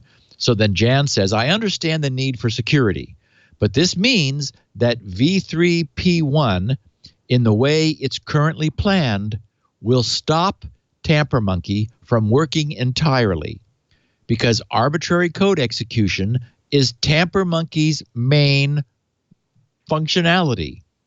Every little user script would then have to become an own extension, or he probably means its own extension. Anyone who wants to do that has to pay $5 to be able to publish an extension. There are so many use cases. Well, and God, I was a bury Google under, random arbitrary extension storm. Many use cases for transcripts, so I hope that this plan change is reconsidered. One possibility would be, for example, a new permission that relaxes this constraint and allows remote code execution again. All extensions with this permission could then be provided with a special warning and be examined more intensively. What do you think? He says, he finishes, I've been working on Tampermonkey since Chrome version 4 or 5, and I could not live without it anymore. And I'll just comment that somehow I have been living without it, but I certainly understand. I mean, I did, once upon a time I was living without JavaScript too, with no script, but those days are gone. And to Jan's posting, somebody replied, Jan, this new remotely hosted code restriction also affects my project, a process automation / RPA system. I asked the team about it at the Chrome Dev Summit last November, bringing up Tampermonkey as an example of a productive and popular use of remotely hosted code, arguing that a permission showing a big scary warning on install should be adequate. Their response was that remote code is too big a threat vector. Extensions can do too much harm, and even an extension that starts out benevolent might be later compromised. They seem pretty committed to the decision. He said, my solution is to output a browser extension for each customer, one containing all the automations / user scripts they use and want. If you're interested in this kind of approach for Tampermonkey, I'd be happy to collaborate. It avoids the new restriction, but does complicate the script update process, requiring the user to rebuild periodically. I have some ideas for reducing rebuild frequency, blah, blah, blah, blah, blah. So those are perfect examples of where, do we want a web extension to explicitly open our browser to remote code execution, which Google has seen hugely abused and wants to eliminate. I don't know. They have to do what's secure. I mean, yeah. Google is, maybe stronger sandboxing to so that you can't hurt yourself. But as we'll see, even that doesn't solve the problem, because it turns out there's a lot of power that extensions can use within the browser, which takes me to the final piece of this. The paper was shortened MPO-Web, short for Empowering Web Applications with Browser Extensions. A French security researcher, there's no way I'm going to pronounce his name, Dollier Francis Sommet, took a long look at the security implications, I guess his team, because he says we, maybe, of the extreme powers which are currently given to browser extensions. His abstract reads, of this, I think it's a 19-page paper, browser extensions are third-party programs tightly integrated into browsers, where they execute with elevated privileges in order to provide users with additional functionalities. Unlike web applications, okay, and he uses that term throughout, so let's make sure we understand. Web applications are web pages. They're JavaScript apps running on a page, like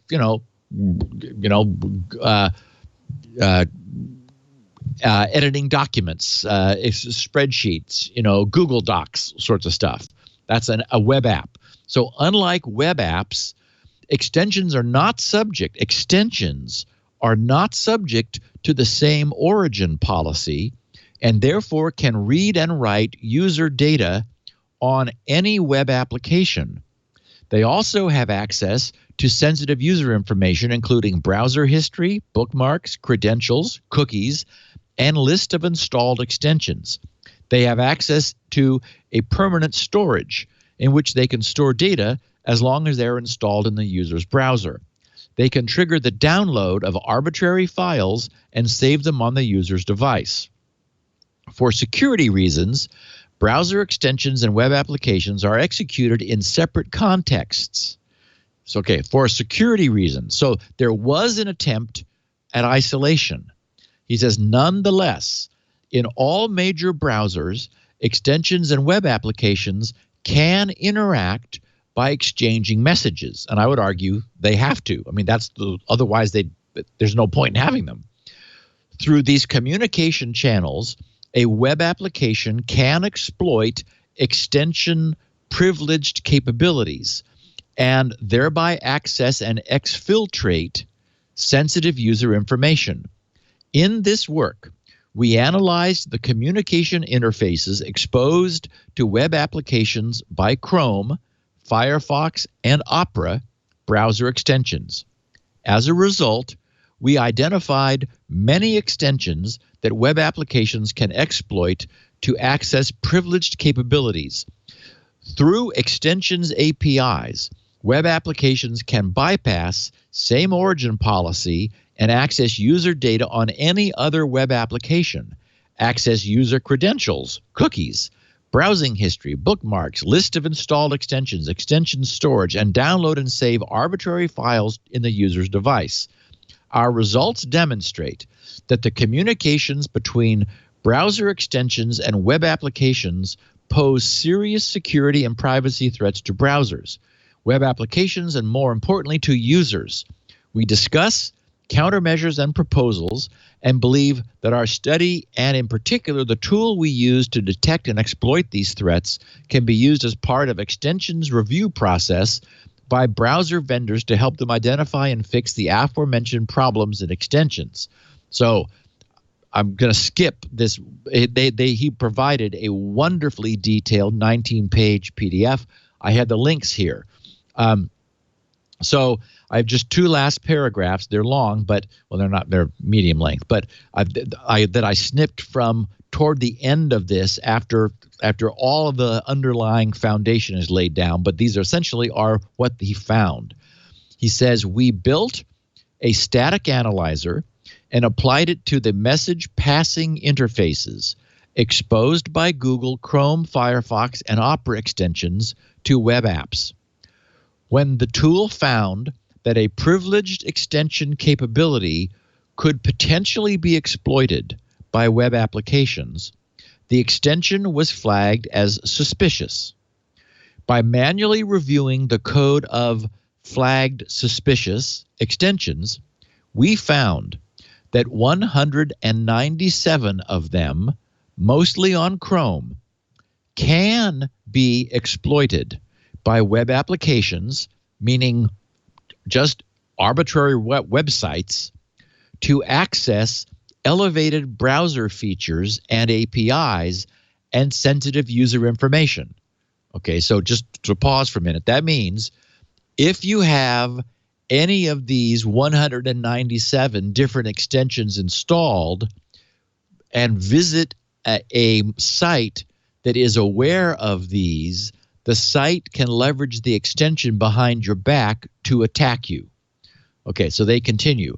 The extensions we have found have vulnerabilities that can be exploited by web applications, i.e. web pages, to break the privilege separation between extensions and web applications and execute arbitrary code in the extension's context, which of course is privileged. 2, bypass the same origin policy and access user data on other applications, that is, other web pages. 3, read user cookies and use them to mount session hijacking attacks. In other words, the return of Fire Sheep that allows you, basically, if you went to a malicious site, it could get your Google session cookie, your Amazon session cookie. You know, the idea that we're all being statically logged on is convenient for us, but it represents a liability if anything else can get those cookies, and this allows that. Read user cookies, and use them to mount session hijacking attacks.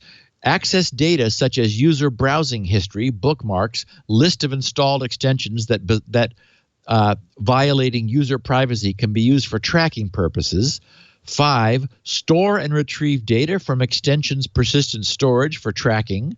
Trigger the download of malicious software on the user's device, whose execution can then damage user data.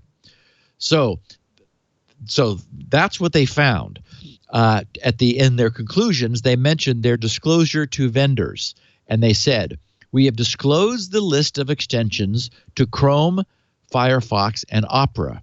All vendors acknowledge the issues. Firefox has removed all the reported extensions.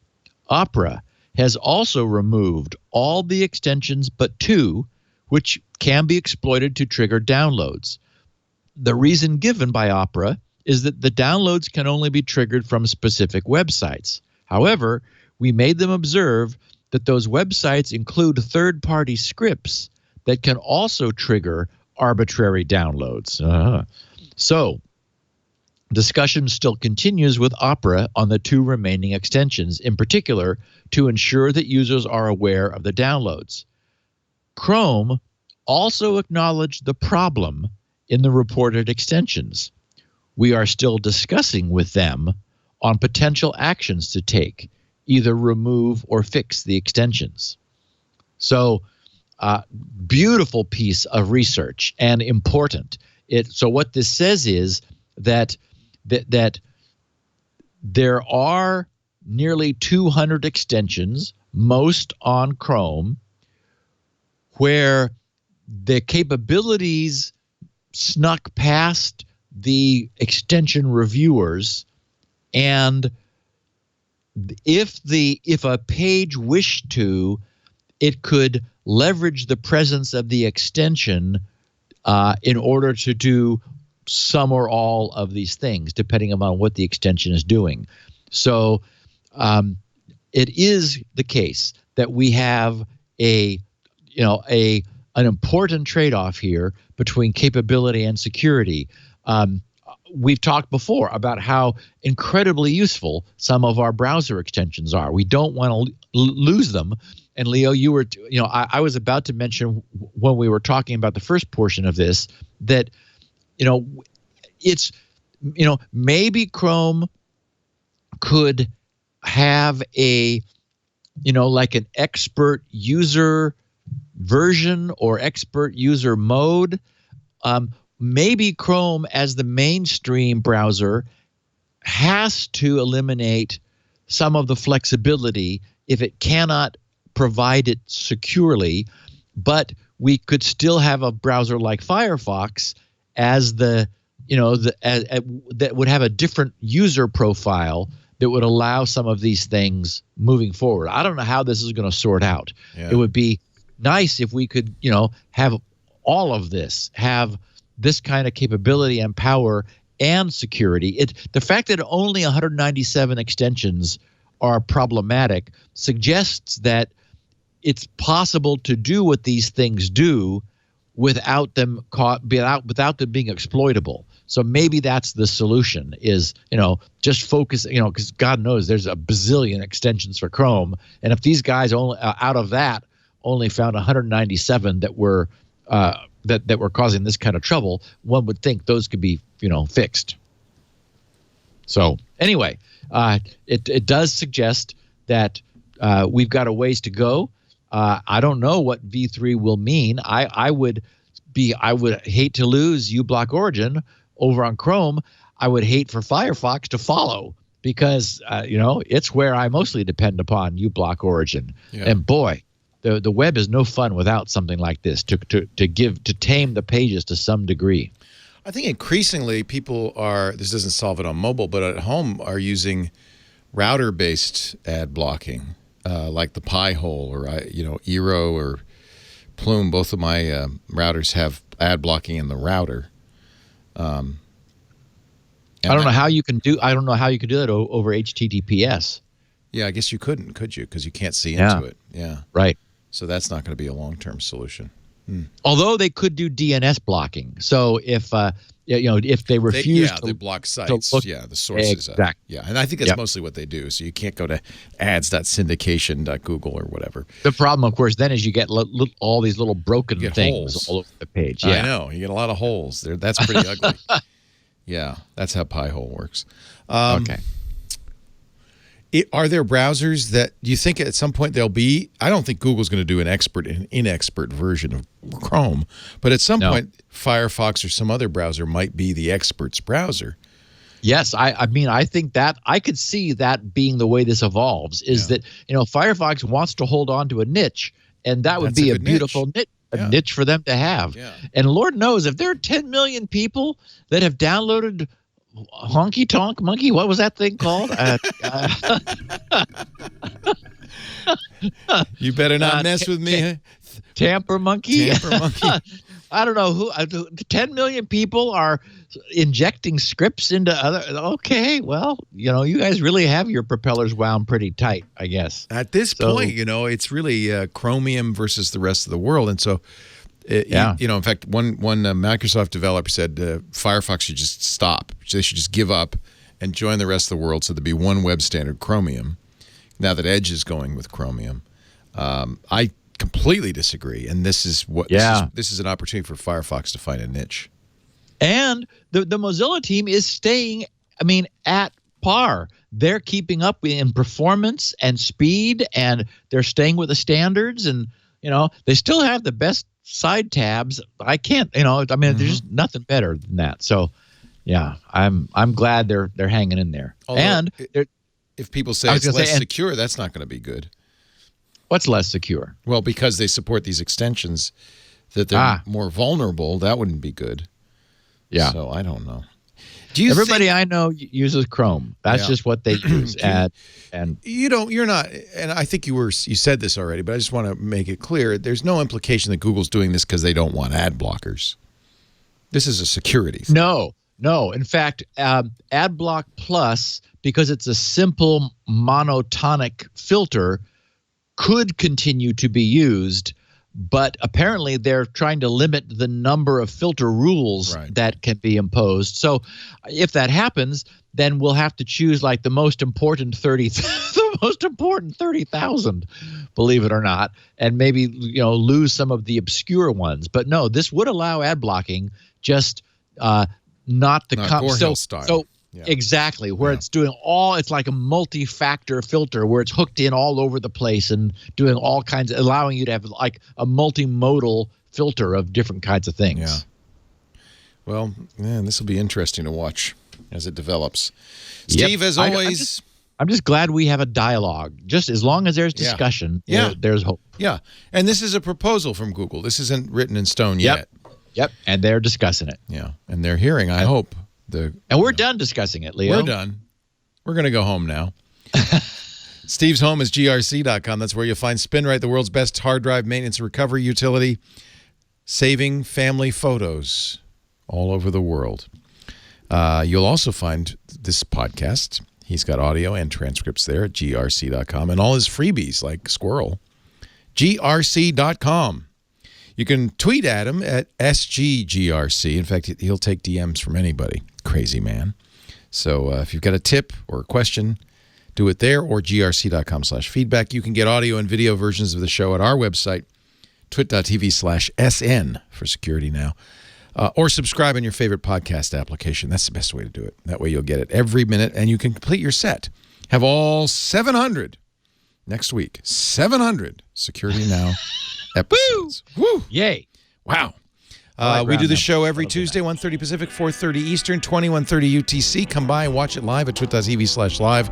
Join us in the chat room at irc.twit.tv or download at your convenience. We don't care how you listen as long as you listen. We'll see you next time on Security Now. Bye-bye, Steve. Thanks, Leo. Security.